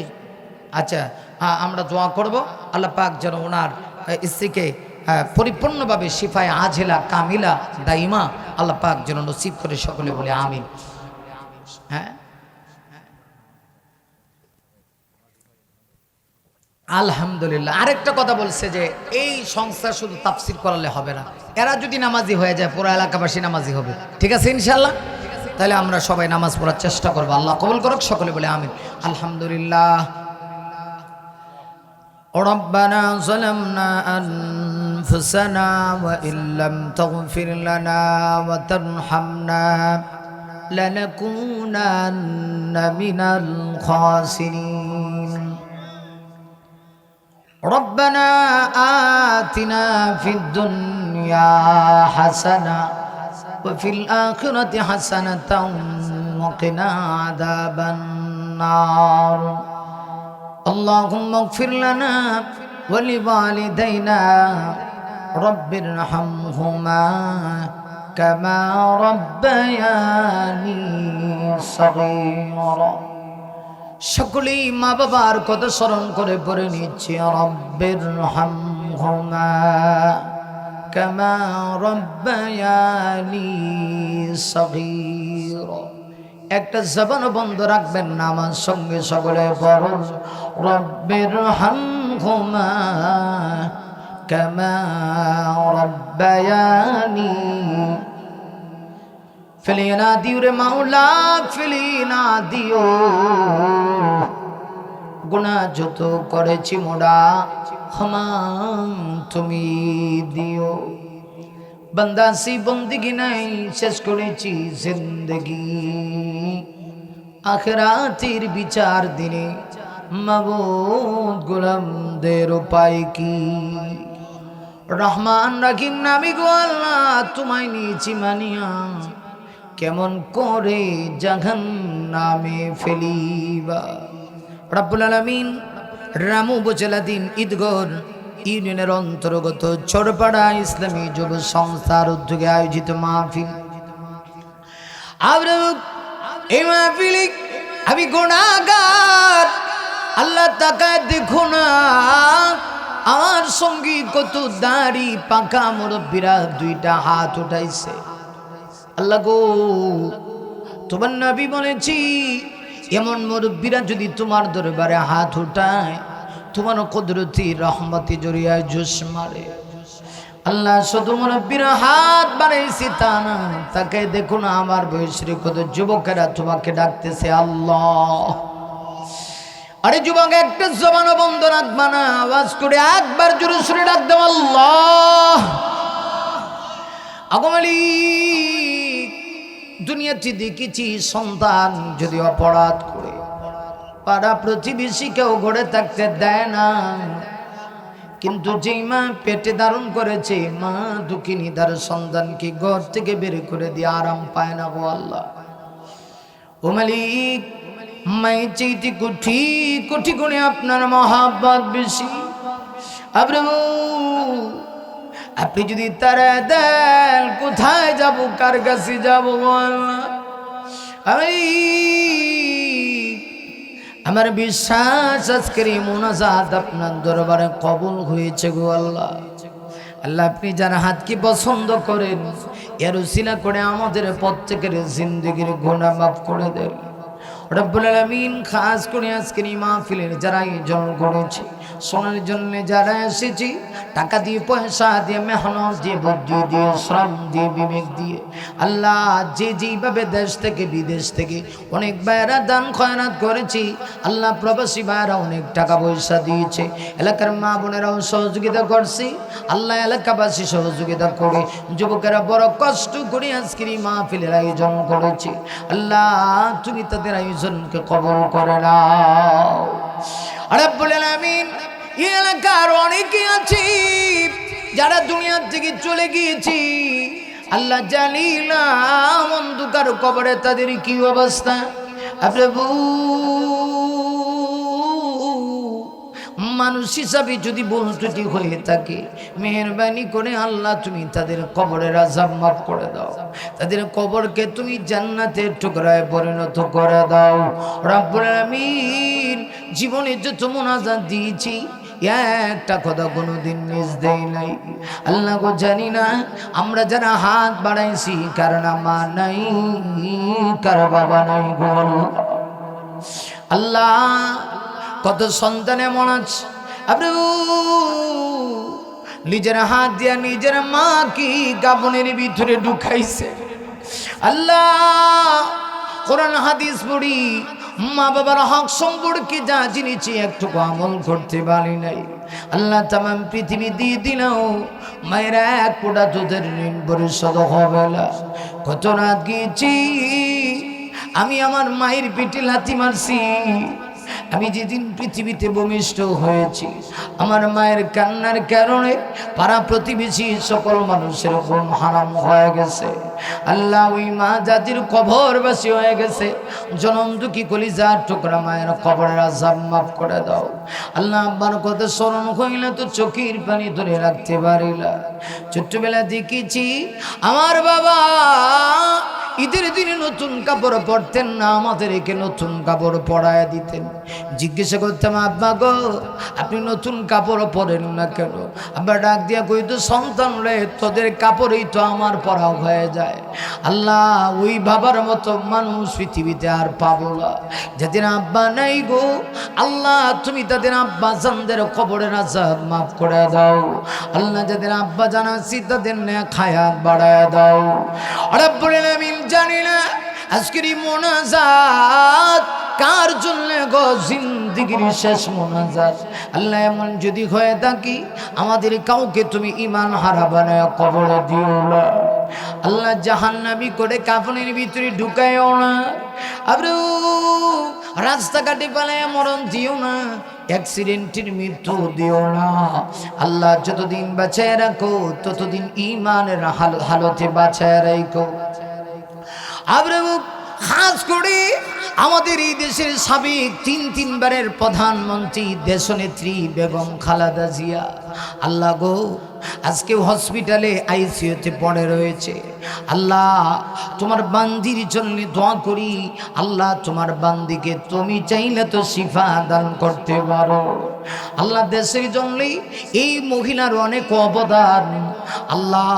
দেশের প্রত্যেকটা মানুষ তার জন্য দোয়া করতে আছে আল্লাহ। তুমি চাইলে শিফা করতে পারো আল্লাহ। মেহেরবানি করে তুমি তাকে পরিপূর্ণ শিফা দান করো রব্বুল আলামিন। তোমার বান্দিকে তুমি পরিপূর্ণভাবে সুস্থ করে দাও। আল্লাহ আমাদের দেশের সকল মানুষের অশান্তি দূর করে দাও। আগামী দিনে যেন কোরআনের বিপ্লব কায়েম হয়, আল্লাহ জমিনে কোরআনের বিধান যেন কায়েম হয়, সেই তৌফিক দান করো। আল্লাহ চরপাড়া ইসলামী যুব সংস্থার প্রত্যেকটা যুবককে কবুল করো। যেই ভাই প্রবাসে মারা গেল এই যুব সংস্থার সদস্য, আল্লাহ তার জন্য দোয়া করি, আল্লাহ এই যুবককে তুমি ক্ষমা করে দাও, যুবকের কবরের আযাবকে তুমি মাফ করে দাও। আল্লাহ এই মাহফিলটাকে কিয়ামত পর্যন্ত কবুল করো। আমরা বুখাস করি এই যে 5ই দিনই প্রতিষ্ঠান, আল্লাহ তাআলা তালিমুল কোরআন মাদ্রাসা চরপাড়া অত্যন্ত ভালো একটা প্রতিষ্ঠান। আল্লাহ এই প্রতিষ্ঠানটাকে কবুল করো। মাদ্রাসার মুতামিম সাহেব মুফতি সৈয়দ নূর সাহেব অত্যন্ত বুজুর্গ মানুষ, আল্লাহ দোয়া করে গেলাম গো, আল্লাহ এই ওলি আল্লাহর নেক হায়াত তুমি বাড়ায়া দাও। আজকের এই মাহফিলের উপস্থাপক এলাকাবাসীর সঙ্গে অত্যন্ত মহাব্বত রাখে, অনেক কষ্ট করেছি আমার বন্ধুবর আনাস মুস্তাক সাহেব ভাই, আল্লাহ তাআলা আমার এই ভাইকে তুমি দিনের জন্য কবুল করে নাও। খাস করে পর্দারালের মা বোনেরা যারা হাত বাড়াইছে, আল্লাহ পর্দারালের প্রত্যেক মা বোনকে তুমি কবুল করো। মিন্নাস সাওয়াল ওয়া মিনকাল কবুল, রব্বানা তাকাব্বাল মিন্না ইন্নাকা আনতাস সামিউল আলিম ওয়া তুব আলাইনা ইন্নাকা আনতাত তাওয়াবুর রহিম। সুবহানা রাব্বিকা রাব্বিল ইজ্জাতি আম্মা ইয়াসিফুন ওয়া সালামুন আলাল মুরসালিন ওয়ালহামদুলিল্লাহি রাব্বিল আলামিন। ওয়াজআল আখিরা কালিমাতিনা ইনদাল মাউতি লা ইলাহা ইল্লাল্লাহু মুহাম্মাদুর রাসূলুল্লাহ। আসসালামু আলাইকুম ওয়া রাহমাতুল্লাহ।